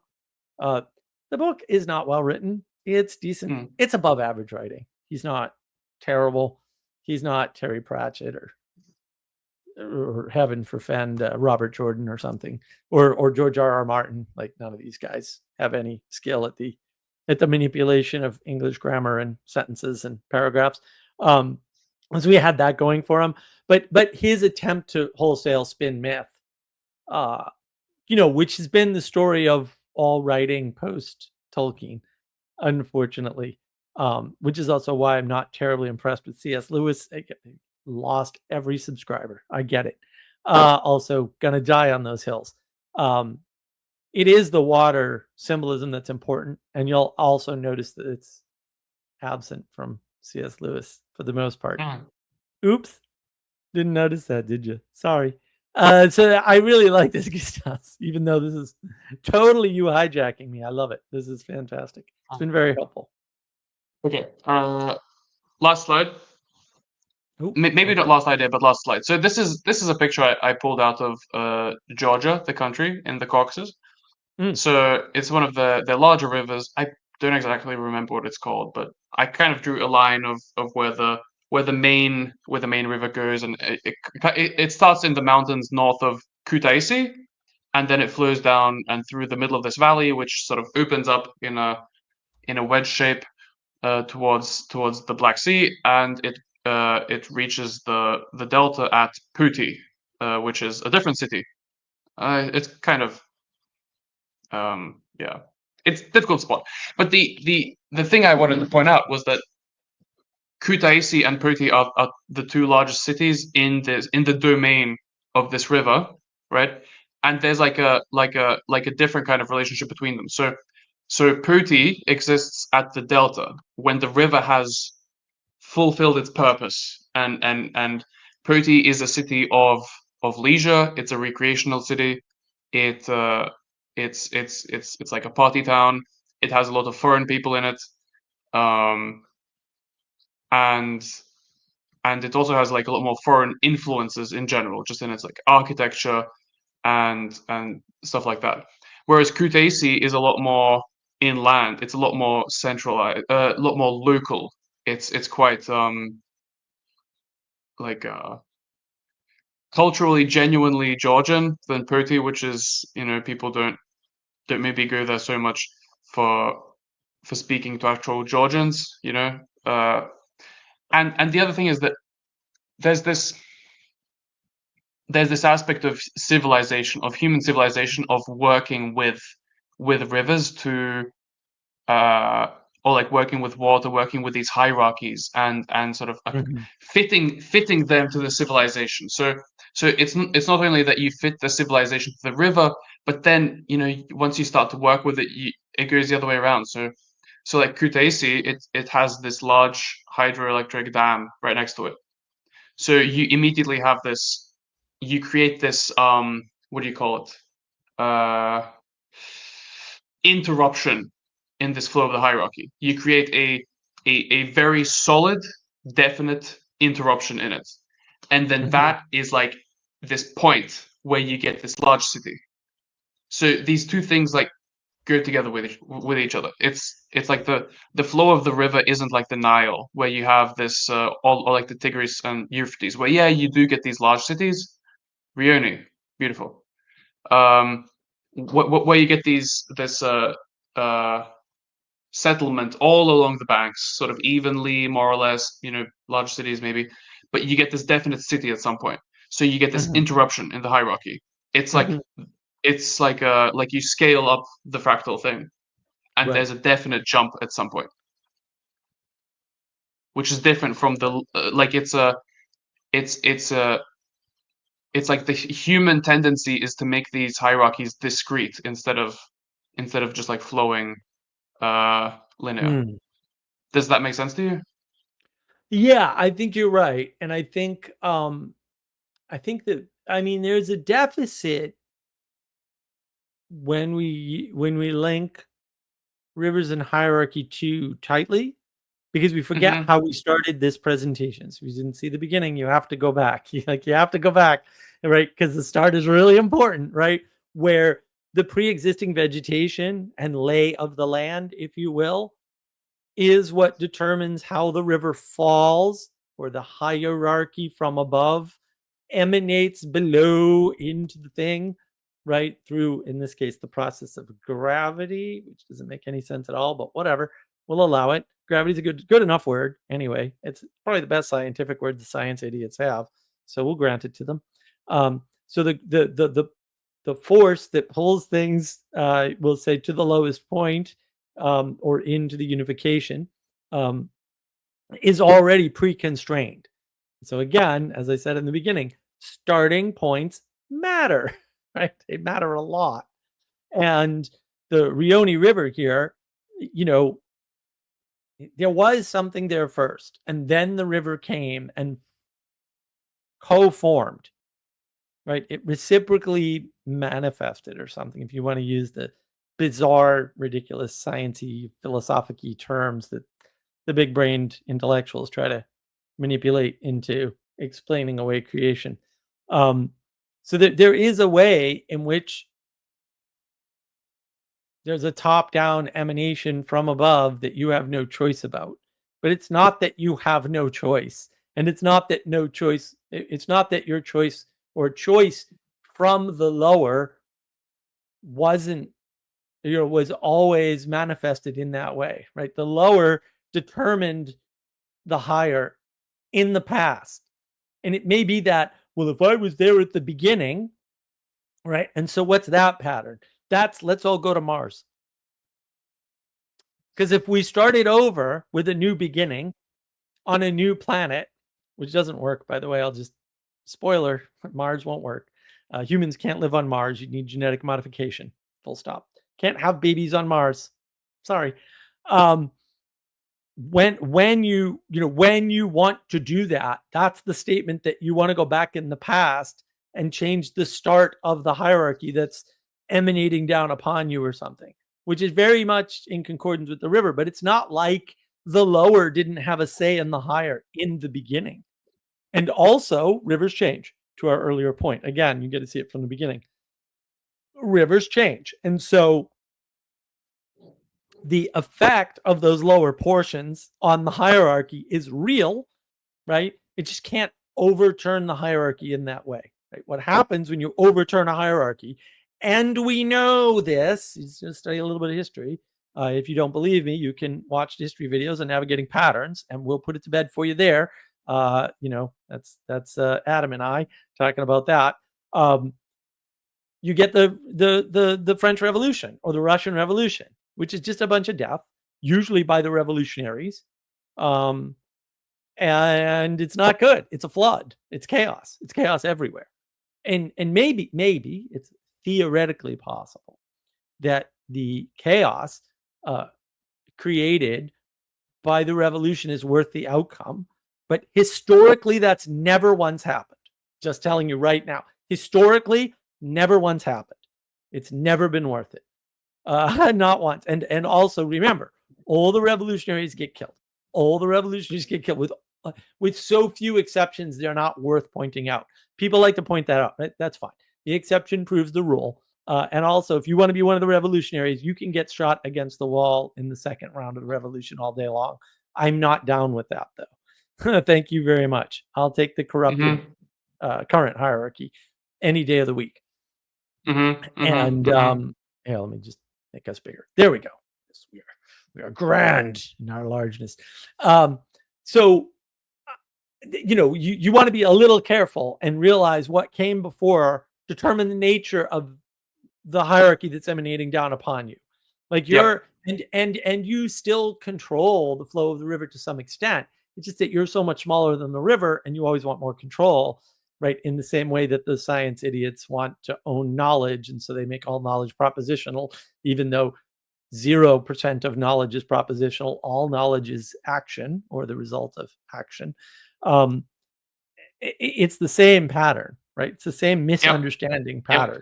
And like this whole thing, this whole thing with like you being able to determine, or to affect the flow of a riverbed within a set of constraints is the same as the river itself, which is that you get something from somewhere before you, and then you can do something with it, maybe, but you have to pass it on, otherwise it'll be too much for you. You're gonna get flooded if you try to keep it all for yourself. Right. And that's interesting, right? Because that's reflected in a couple of ways. So the resentment of that fact, the rejection of that fact is very much wound up in the thing that I mentioned earlier, which is thrownness, right? Somebody says thrownness, run away from this person, right? Like, I mean, do it politely and carefully and, let them think that you're still friends or whatever, but don't listen to them. Like, this is nonsense, garbage. They're just being resentful and they don't know it. That's why Heidegger became a Nazi. Good hint not to engage in a philosophy when the philosopher himself becomes a Nazi. Probably going to lead you down a bad road, right? With a probability of 100%, by the way. don't drink the poisoned water, right? It's like Yes, if you look yes, up the hierarchy where somebody comes from, and it's like, oh, this person went bad, or oh, you learned from somebody French. Like, don't listen to that person. It's right. gonna be bad. Exactly. Exactly. You didn't rebel against the French and go live in the unlivable Canadian wilderness with beavers and no women. Well, then you're corrupt if you listen to the French. That's why I was hoping the French Canadians would save the world, but apparently they're too disorganized. Can't even win an election. Too bad. But it's also reflected in the Eastern sort of romantic version, so-called Western Buddhism, as I like to call it. Although I'm not the only one that calls it that, by the way. Not by a long shot. Of be a leaf on the river. I go, what? Right? That's the acceptance. Instead of going, I was thrown into this world. You're like, no, I'm just a leaf on the river, bro. It's all good, right? I'm now the westernized version is wrong. It's very hippie-ish, of course, because it's Western. So it's a complete misunderstanding of how the Easterners, the Asians in particular, see this and express this.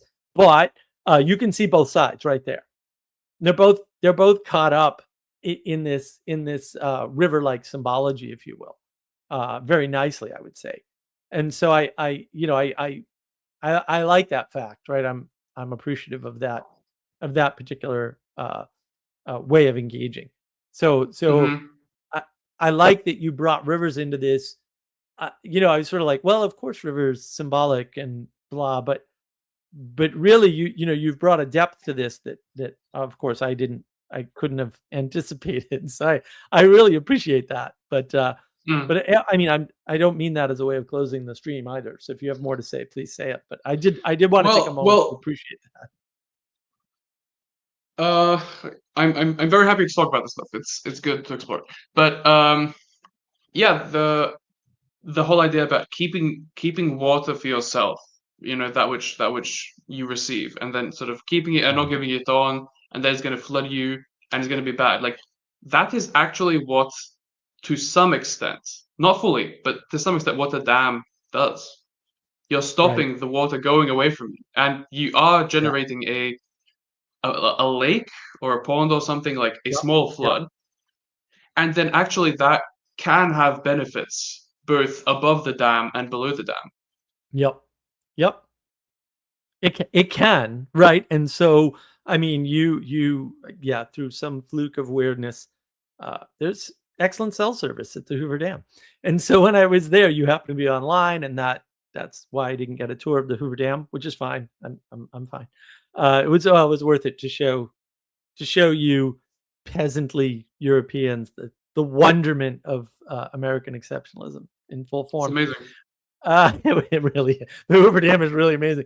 But we also drove around a good proportion of Lake Mead, which is the reservoir that's set up by the dam.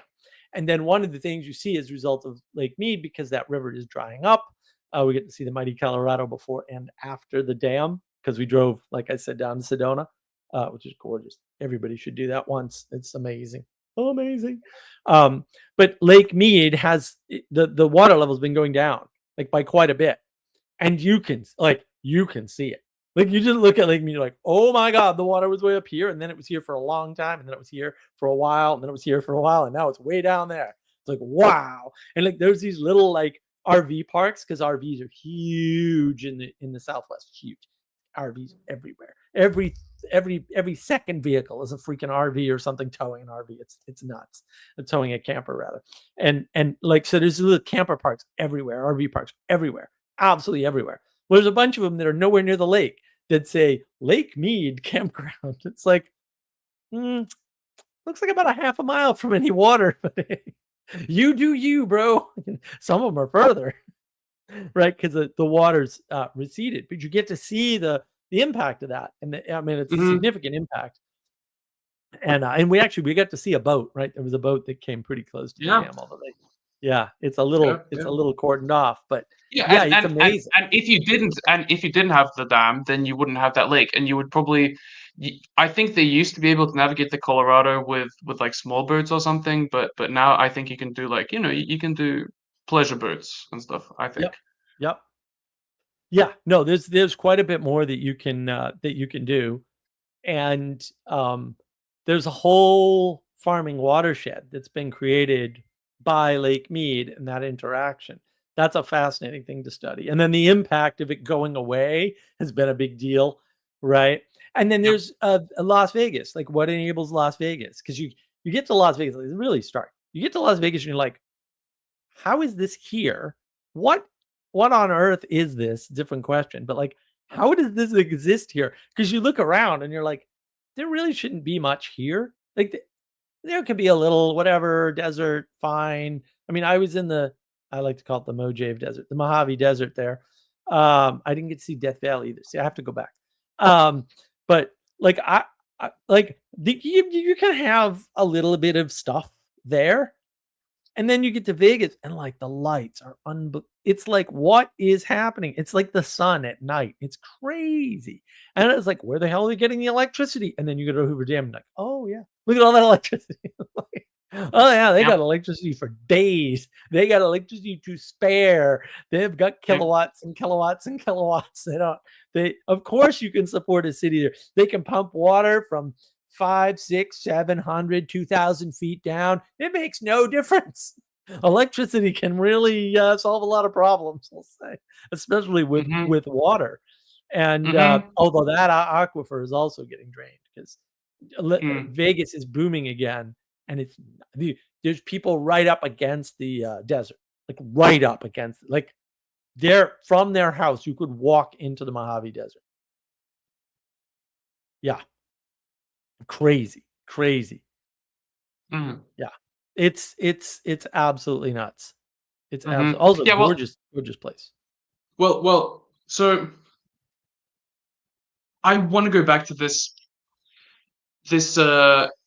discrete boundary that gets set by human effort, by human craftsmanship, right? Mm. Artifice.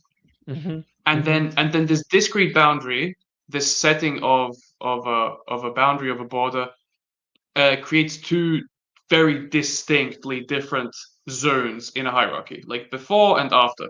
And so before the Mhm. hierarchy, you do get this flood, right, which actually seems to have to do with like recreation as well, and like a fullness, and you can irrigate a lot more, and so on. So it's like it's a it can look to people who are below the dam like they're stealing their water, right? Mm.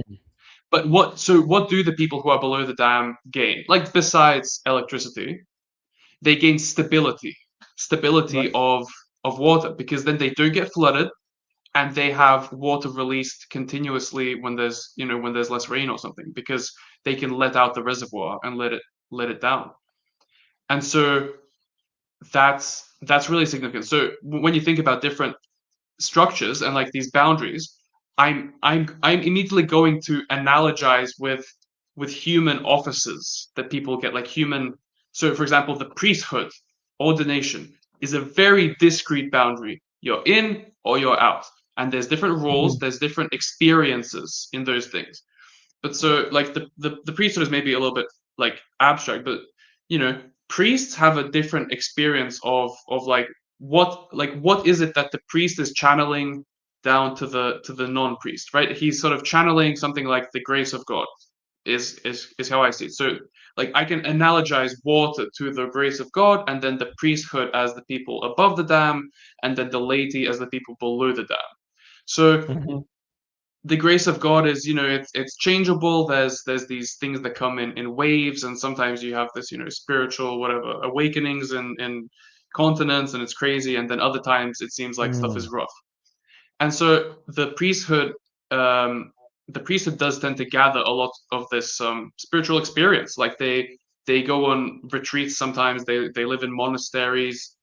They have an abundance of this stuff. Whereas the people below, sometimes it seems like, oh well, I necessarily have to go through these people to get it. Like that seems a little bit weird.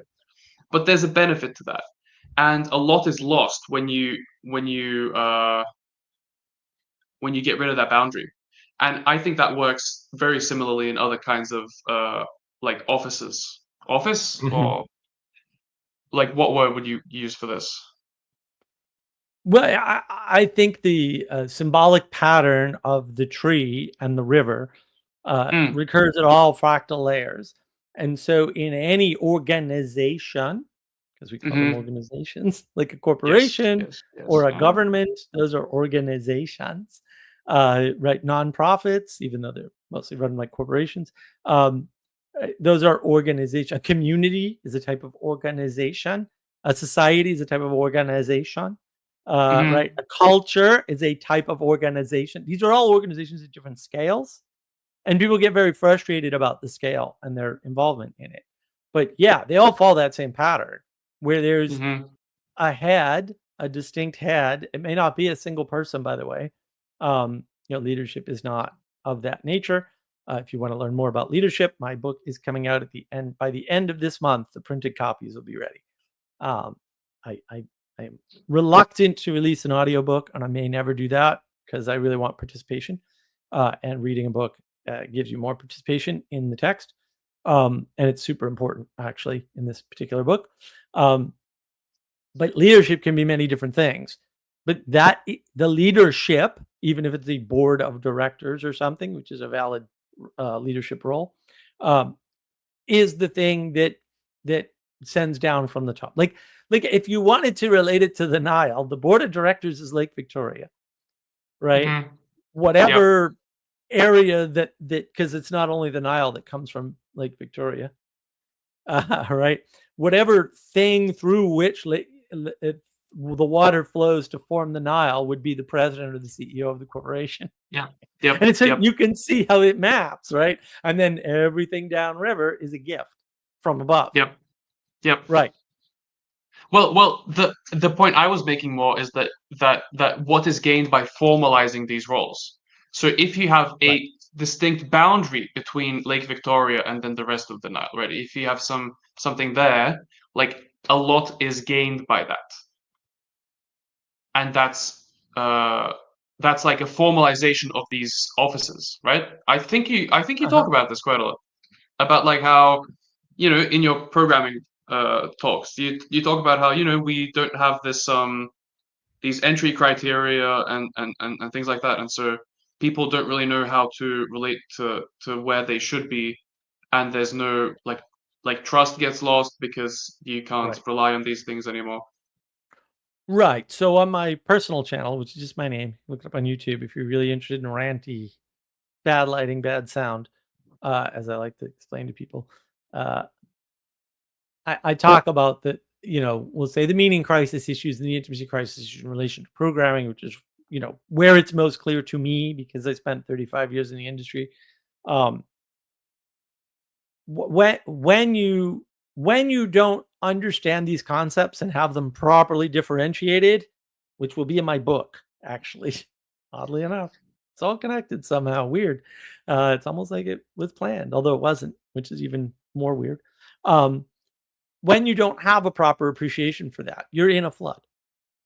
And then you go, well, I don't know what the meaning crisis is. The meaning crisis is flood. It's a flood because you can't swim above the torrent of water to hold on to anything. Because you can't even see the trees or grab a branch and be happy with the branch you grabbed. Right. So instead you're like, this job sucks and I want to be Elon Musk. And it's like, yeah, but you can't. So why don't you be grateful that you have a branch at all? A lot of people don't. We call them homeless people, by the way, but there's other categorizations. They're not all just the homeless people, but homeless people are people with no branch. You're doing better than them. Maybe I don't know. Get a little bit of gratitude there that you're not like stuck the way they are. We'll say Mm. because that's horrible, right? That's absolutely horrible. Mm-hmm. And yeah, I think a lot of people do lack that level of appreciation for all the parts that are a part of where they are. And the more parts you understand, even you don't have to understand them deeply, you just have to know they exist. The easier it is for you to fight domicile. The easier it Mm-hmm. is for you to manifest meaning in the world because you're going to realize there's so many opportunities to do that and ways to do that despite your limitations. Right. And people get really caught up with limitations. I mean, you probably saw the video. It was one of my more popular videos on my private channel, way more popular than most. Well, any of the videos on navigating patterns, unfortunately. I just hit the algorithm twice with 2 different videos, where I say, yeah, maybe you suck and it must suck to suck. And a lot of people really like that. It's like, yeah, because especially in programming. I read a tweet recently. So dumb. This guy was like, programming languages are like fonts. And I'm like, modern programming languages are like fonts. They're all the same 4 concepts redone over and over again with slightly different syntax. Absolutely. But Lisp and C and Pascal, very different languages. Like, they're not like fonts to one another at all, dude. We're talking about core principles, some of which don't exist in some of those languages, right? And others of which exist but are harder to do in the different languages. There's that much variation. But this guy was, he's probably in his 20s or 30s or something, and just doesn't study history, and so didn't study the history of computing languages, and doesn't know about the Lisp versus C battle, which is the least of your worries.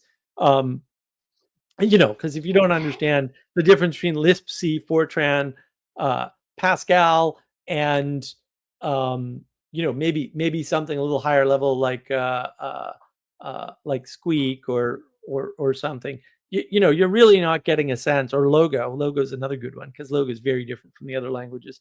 Then you're really not getting a sense for the richness of computing languages. But what you are getting a sense for is the flatness of so-called modern languages, with their 4 advanced concepts that they keep recapitulating, over and over again. In the same way that you think that Elon Musk is the boss, and so he just calls the shots over at SpaceX and Tesla. And it's like, no, the boss usually just finds the smartest people and puts them in charge of the right things. And that's a skill. And that's a skill that you, because you're a Muppet, don't have. Right? Like you don't actually possess that skill. That's why you're a worker bee. And there's nothing wrong with that. Like, we need worker bees. It's fine. Also, you're a worker bee. And you should like appreciate that. Like, you shouldn't get all upset about that. You should actually appreciate that. And just to sort of give people a little bit of whatever, that, my friends, is the Hoover Dam. And behind it is Lake Mead. And it is freaking enormous. And this is the view from the new bridge. It's only about 15 years old, that I knew nothing about. And Sarah knew nothing about, because she'd been there 20 years ago. So she didn't know that highway wasn't even there. And then we quite accidentally, I assure you, climbed up on this bridge. And there's this view there. We didn't know what we were doing. We had no idea that it just kind of said scenic outlook of Lake Mead and the Hoover Dam sort of thing. And it's like, I don't even know what that means. Because there were earlier scenic outlooks where you couldn't, it wasn't this, I'll tell you that much. You can see them off in the distance. This is right in front of the dam, basically. And so this is taken with my big camera, not with my cell phone, although I have some cell phone pictures of it. But you can kind of get a sense for the scale of the dam, because there's cars in this picture, right? There's little cars over here. And then you can drive over the dam and drive from one state to another. And I mean, and you can see the lake formed in the back. And so, once you sort of understand the scope and scale of what's possible with a river, and what's possible with controlling a river, and why that's important, and why that pattern recurs everywhere, because a river is not one thing.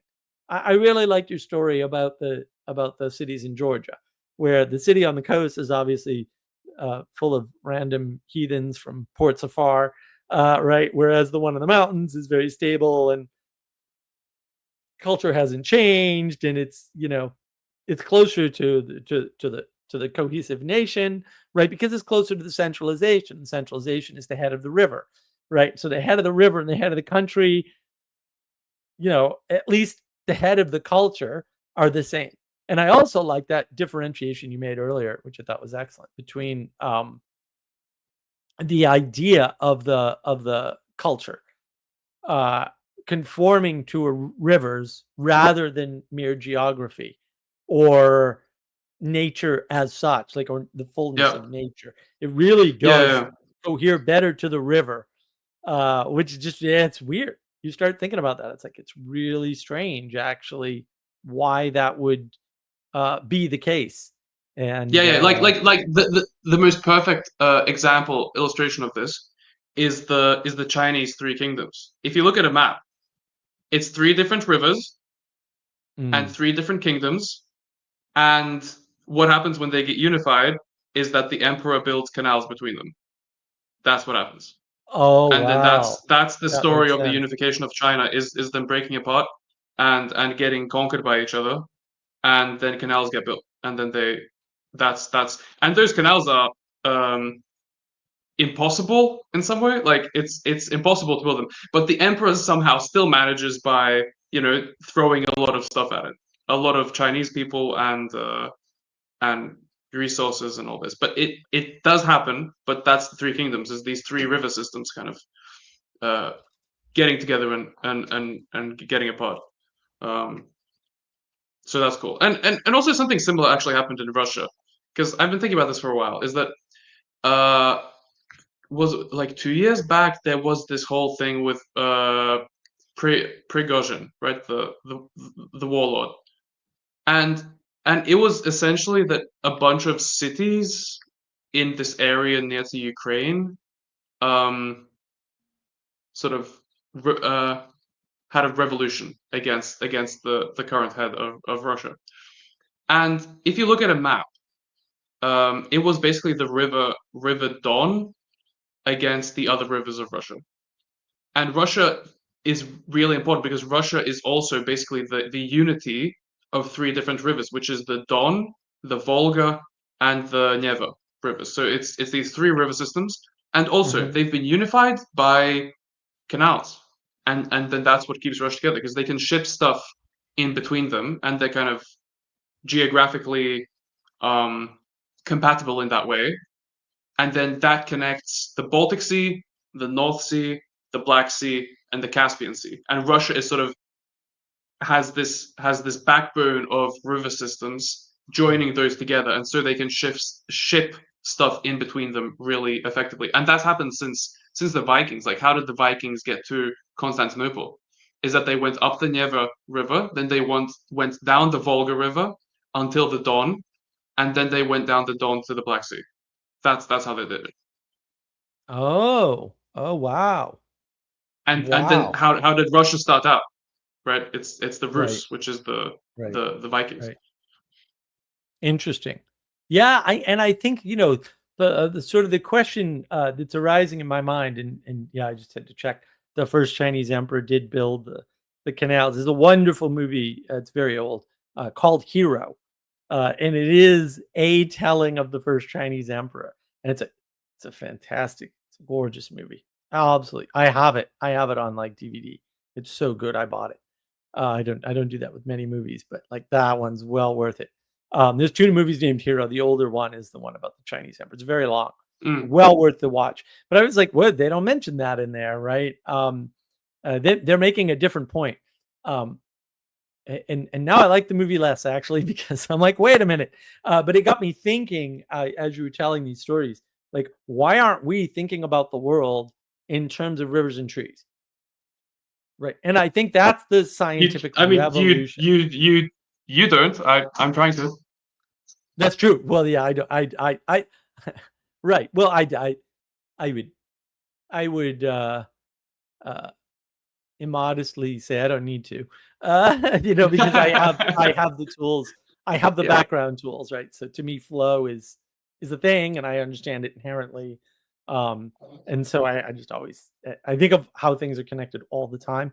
But the scientific way of thinking of things is dissection, and in terms of so the part of the thrust of that movie is well the whole driver of the movie is there's a warrior who becomes a great warrior to assassinate the first emperor. And so what his plan is, I'm going to do everything I can to get an audience with the emperor, and I'm going to kill the emperor. And all the way at the end of the movie, because he does it, he makes it, right? And it's this weird scene at the end. I love it. It's a this accolade sort of thing has been bestowed upon you. You may move, 3 more feet towards the emperor. It's all right. And then everybody else moves back and he moves forward and stuff. And then just before he's ready to, pull out his sword and take the emperor out, finally, the culmination of his entire life's endeavor, he says, why? Why did you do all these wars? Why did you blow up all these, all these mini kingdoms, right? It's ridiculous. So I know almost zero Chinese history, but the history I do know is around this period, we'll say, because it's most interesting in terms of the Eastern spiritual traditions. He says, for China. In other words, for the unification of the kingdoms. And there's like so much tied up in the for China that like I got it immediately, right? Most people are like, oh, I kind of, they don't get it because we're thinking scientifically about lines on a map or some retarded thing and not what we should be thinking of.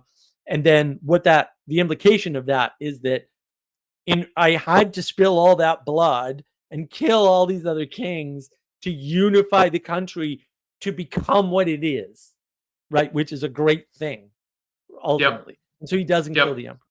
Like, that's the end of the movie. He doesn't kill the emperor. Like, what? Wait, what just happened?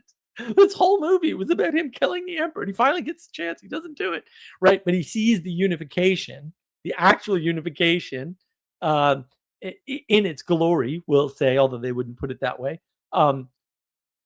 Because, right, but actually, the driving force is the canals, because it's the waterways, it's the rivers, to your point, that connect people in that way. And it is, especially in America, unfortunately. It's different in Europe, for sure. Europe has a completely different set of problems. Please stop copying our solutions. They don't work for you. We're so rebellious and we're so discrete and linear in our thinking, and our solutions are all wrapped up in, well, we have a problem, right? We're all unified. We all know this, right? Well, that's broken down. That's what's broken down in the United States. So we just apply ourselves to this problem and it will be solved. And if the founding assumption of basically under God, roughly speaking, with a common conception of God, were still true, which it isn't, for lots of very terrible reasons, that would work. But it doesn't work because the unifying principle, the telos, the final cause, make final cause great again, is no longer there. That unification at the top, that head of the river, no longer applies. And so because of that, we are destroying all the cod, and we're overfishing all the other fish, and we're drying up the Colorado River, and we built Lake Mead and we couldn't keep it, right? And we're farming all this land, and then we're simultaneously destroying it because we're destroying the aquifers, and so it won't be usable land in the future, right? And so all of Mark, these factors so actually come into play. Yeah, sorry to interrupt, but like this whole thing about the head of a river being a unity. Well, a river system has a whole bunch of heads. Yeah, ultimately, right, because it's a hierarchy.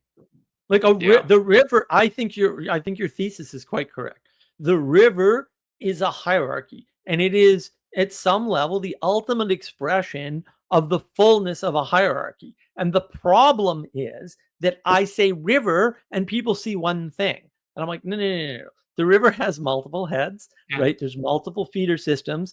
The river was already pre-constrained, maybe before you saw it or figured it out or became part of it, by a bunch of things that pre-existed you, and hence you were thrown into the river. Throw you into the river. Yeah. So what I'm saying is that we in a river system, in a watershed, we there's a way of thinking where you could say it's arbitrary, but we designate one of those paths as the canonical river, and then we name that one thing the head. So we still respect one point. as the origin, Right. and that really matters to people, and That's right. it really does matter. Yeah.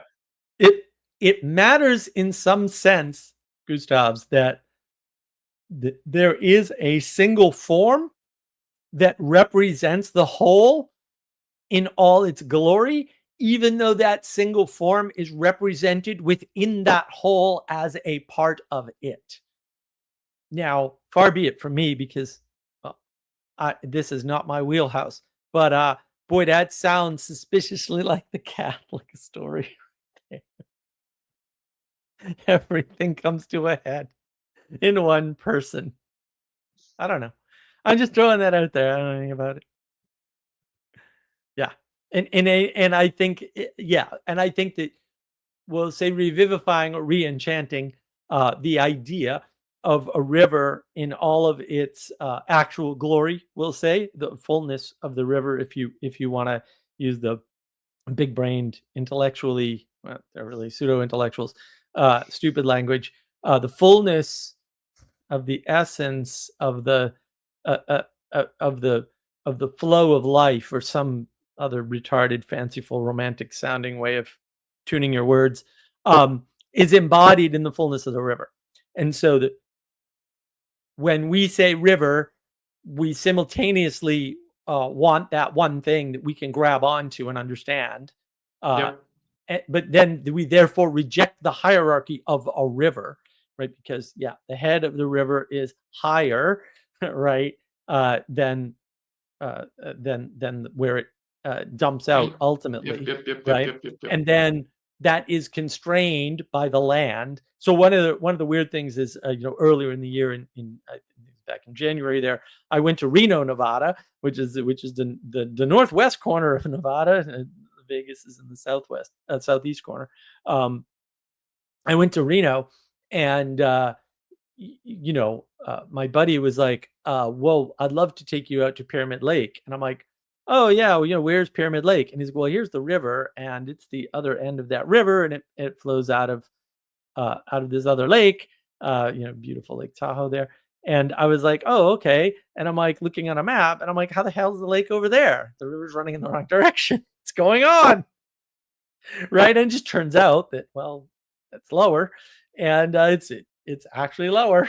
And so, yeah, that's how it works. It's dropping from here, and it's going this way away from the ocean, and it's going north and everything. And I'm like, and ultimately it doesn't, right? Ultimately it drops into the Colorado, I believe, and goes to the big dam I showed you earlier, right into Lake Mead, ultimately, because all the water over there eventually drains that way or the other way, and that's right on the California border.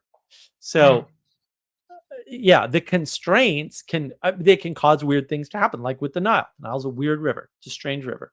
But once you understand that those strangenesses are not an indication of inconsistency or incorrectness, and you appreciate that a river is varied, has multiple heads, and that you have a place along or within the river, and that if you can be happy with that place instead of pretending like it's some kind of imposition on you, as you're thrown into the damn river, which I'm gonna throw people into the river, man, pretty soon for saying that garbage.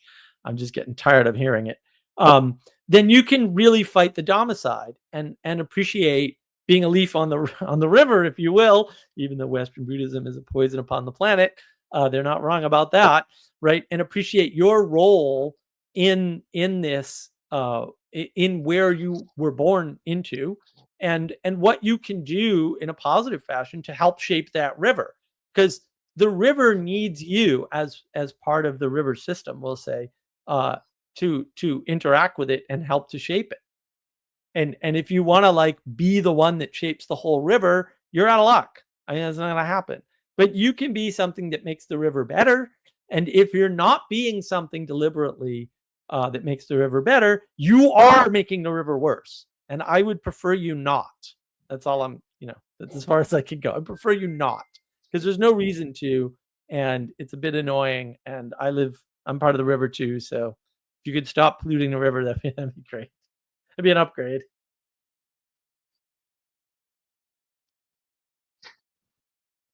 What else you got? Are you out of thoughts here? Because I've got some closing thoughts if you're all out. But For the time being, I think it's a good ending Okay. to this stream of thoughts. Yeah. Or the torrential river of thoughts at some level. All right. Do you have any closing statements? Because I've got some closing thoughts if you don't.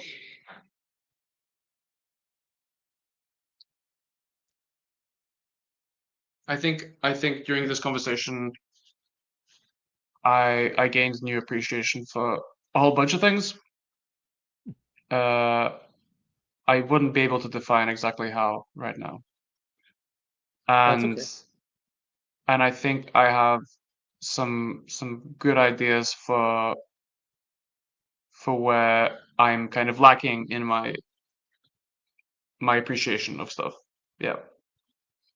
Mm,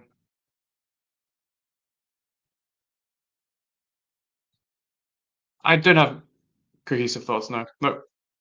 That's okay. That's okay. Yeah. I mean, just living in the gratitude without the explanation is way better exemplification anyway than these are the 4 points I learned. Yeah. Who cares? At the end of the day. Yeah. I guess in closing, I just want to say that I really appreciate this way of thinking about this. Maybe next time we can do trees. But um, this way of using the river to reconnect and reenchant the world, instead of constantly dissecting it with ontology, which is what science does. Um, and if somebody mentions to me ontology as being, I'm gonna punch them out. I'm gonna hunt them down. I'm gonna punch them in the face. I can't. I can't even with these people. This idea of categorization and dissection and propositionally uh, grasping, having control of, having mode, propositional knowledge of things is what's killing everything. And when you understand that you're part of this river, that affords you the ability to fight domicide, make meaning in the world, right? Or co-manifest meaning with the creation that you were born into, which is a wonderful gift, by the way. So don't feel thrown. Don't do that. I'll punch you out for that too. I think I can't deal with that anymore either. Had too much of that in my life. Uh, you know, it's so ungrateful, but the river can give us the gratitude for the things that it gives us once we engage with it, and appreciate it. And like, if you need an exemplification of what, we'll say, the power of going with the flow, or the power of flowing with the river, or the power of co-manifesting with something that's been emanated upon you, watch the beginning of this stream. Okay. All I knew until 30 minutes before the stream, like, actually, was Gustav had something to discuss and he had slides. And then he was like, "Can you do it today?" And I'm like, "Abso-freaking-lutely." I was actually kind of counting on you coming up today or yesterday and saying, "Let's do the stream," because I'm struggling with animations at the moment. It's not going well. Otherwise, I'd have the other video up. Um, I had to go to you and say, "Bro, we've got to name it something, and I need a thumbnail. You could give me a little bit more, just a little bit more, right?" And so this is very much uh, Gustav's will emanating upon my live stream, right? And then me having to figure out where in the torrent, river of information that he was sending at me with very little advance notice, how to integrate that. And one of my skills, one of my many skills, because unfortunately I'm cursed with many, is the ability to do that sort of on the fly, very much on the fly, to a degree that, I mean, I know a few people that can do it, but the percent of population is a vanishingly small number that isn't a whole number as a percent. Very few people can do that. So I'm grateful that I can, and I'm grateful that it helped. As Gustavs had said, it's helped him out. And so, like, freaking mission accomplished. Like, my whole week is completely okay now, even if my live stream tomorrow completely bombs, which I don't expect it will. But hey, you never freaking know, man. The river could flood you out. The levee could break. I could have bitten off more than I could chew with the myth of World War II topic that I'll be going over tomorrow evening at 7 p.m. Eastern on navigating patterns. So I just want to take the time, like, Gustavs, like, you made slides, man. That's awesome. Thank you so much for putting in all that time and thinking about this in such a structured format that it enabled me to help you. And hopefully, one or more watchers will also get something out of this. That is the purpose. But quite honestly, I mean, not to be rude about it, but if Gustav's the only one that gets something out of it, or Gustav's and I, because I get quite a bit out of it, then screw the rest of y'all. Mission accomplished. Like, I have very low bars and low goals at the end of the day, and I share it on YouTube just in case. Although, to be a little bit fair to my channel, it does rather well. Like, a lot of people seem to get stuff out of my videos, and hopefully more out of the live streams. Although, there's a discrepancy between, we'll say, subscribed and people who watch the recorded videos and the live streams. They all get very different engagement levels and different comment levels. So I would love to hear, as I'm sure Gustavs would, about your experience and whether or not this little exploration helped you at all, and what you may or may not have gotten out of it, or what you want to hear more about, maybe. And these conversations with Gustavs, unlike the ones with Adam, where Adam and I sort of collaborate, although sometimes I call the shots with Adam and he just obliges me because he's awesome, despite being Irish. Gustavs calls the shots for all these. I'm just here as a facilitator. And so I want people to appreciate that, because there's a bunch of different types of content on the channel for a reason. And this is part of the reason, is to exemplify some of this relationship that you can help understand hierarchically with the river. Gustavs is driving the Gustavs conversations, not Mark. Right? I'm partially driving the history conversations with Adam. Right? I'm entirely driving the Friday live streams, at least for the moment, maybe with one exception.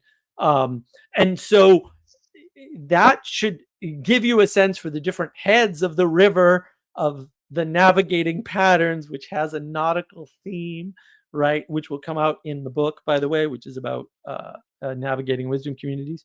And hopefully this is helpful to people, and it continues to be helpful to people, and they can learn a symbolic way of knitting the world together, because a lot of symbolism now is being used to categorize, to ontologize, to divide the world, to separate things and figure out how they're different.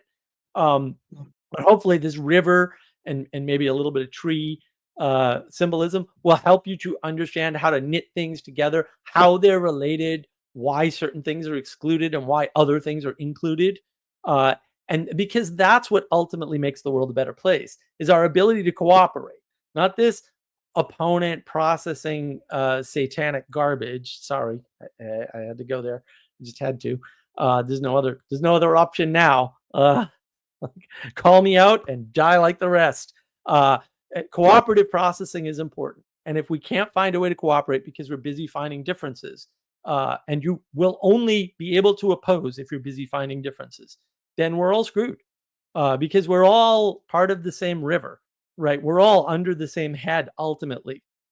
And if we reject that, or pretend like that is an imposition upon us and not a great gift bestowed upon us, then we're just going to make it worse for the people around us.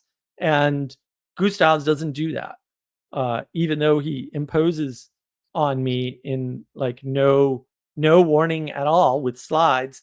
I know about the slides. I just know what the hell we were talking about. We found a way to knit it together and make it work. And I appreciate that he, trusted me to be able to do that, because it's ultimately a dangerous thing to do, to have a conversation about something like this where you have a plan and the other person has no idea what you're doing. That could go horribly, horribly wrong. And Gustavs is gracious enough to trust me with that, which I very much appreciate and want to recognize. And look, I'm doing a live stream tomorrow at 7 p.m. Eastern time. It's going to be about the myth of World War II. It's super important. It's a lot like last week's live stream, which if you haven't seen it, go to Navigating Patterns and watch it, because this is a new sort of thread, and I'm pulling a lot of things together. And you can argue that some of them, it would be helpful if you knew more of the material on navigating patterns, but I'll try to make it as digestible as possible without that. And then you can go fill in the blanks later. But thanks for popping in on this live stream. We have reasonably good viewership. I really appreciate that, folks. And Gustav, do you want to say anything else before we close it down? Yeah, I want to say thank you, and to put out there that you mentioned this scientific way of thinking about the world in terms of ontologies and so on, and like that is how I learned about this stuff. I was training to be a scientist, and I spent quite a few years of my efficient brain development and all this stuff, like just learning about categories of stuff of rivers and lakes and trees and all this and it's something that I've stepped away from, I think, to a large extent, but it's interesting how a lot of that stuff has been uh, washed away, and how some of it still somehow remains in interesting ways. So yeah, thank you, Mark. Right. You're most welcome. Thank you. Yeah, there's a place for the levy. The levy is important, right? And so the categorization is important, but it has to be done carefully and correctly. And that's more what we've lost than we'll say that it's not like all science is a poison upon the earth from which we cannot recover or anything crazy, right? But it's certainly gone completely out of control, and it's flooded the world with information, which more information won't help. And so yeah, that's sort of, and that will be covered in tomorrow's live stream as well. Thank you, everybody. I hope you join me tomorrow evening at 7 p.m. Eastern on Navigating Patterns. We'll be covering, ironically, some of this stuff which Gustav had no way of knowing about, by the way, in a different way for sure, and maybe where the source of this scientization comes from. I won't be talking so much about the source, but maybe the most clear manifestation, which is the myth of World War II. So join me then, and I'm sure Gustavs will have more stuff to discuss and explore in the future. So look for that. And look, if you get requests, I don't guarantee I'll carry any of your requests out, although so far so good. Just leave them in the comments. Let me know. And have a great rest of your day, night, evening, morning, whatever. See you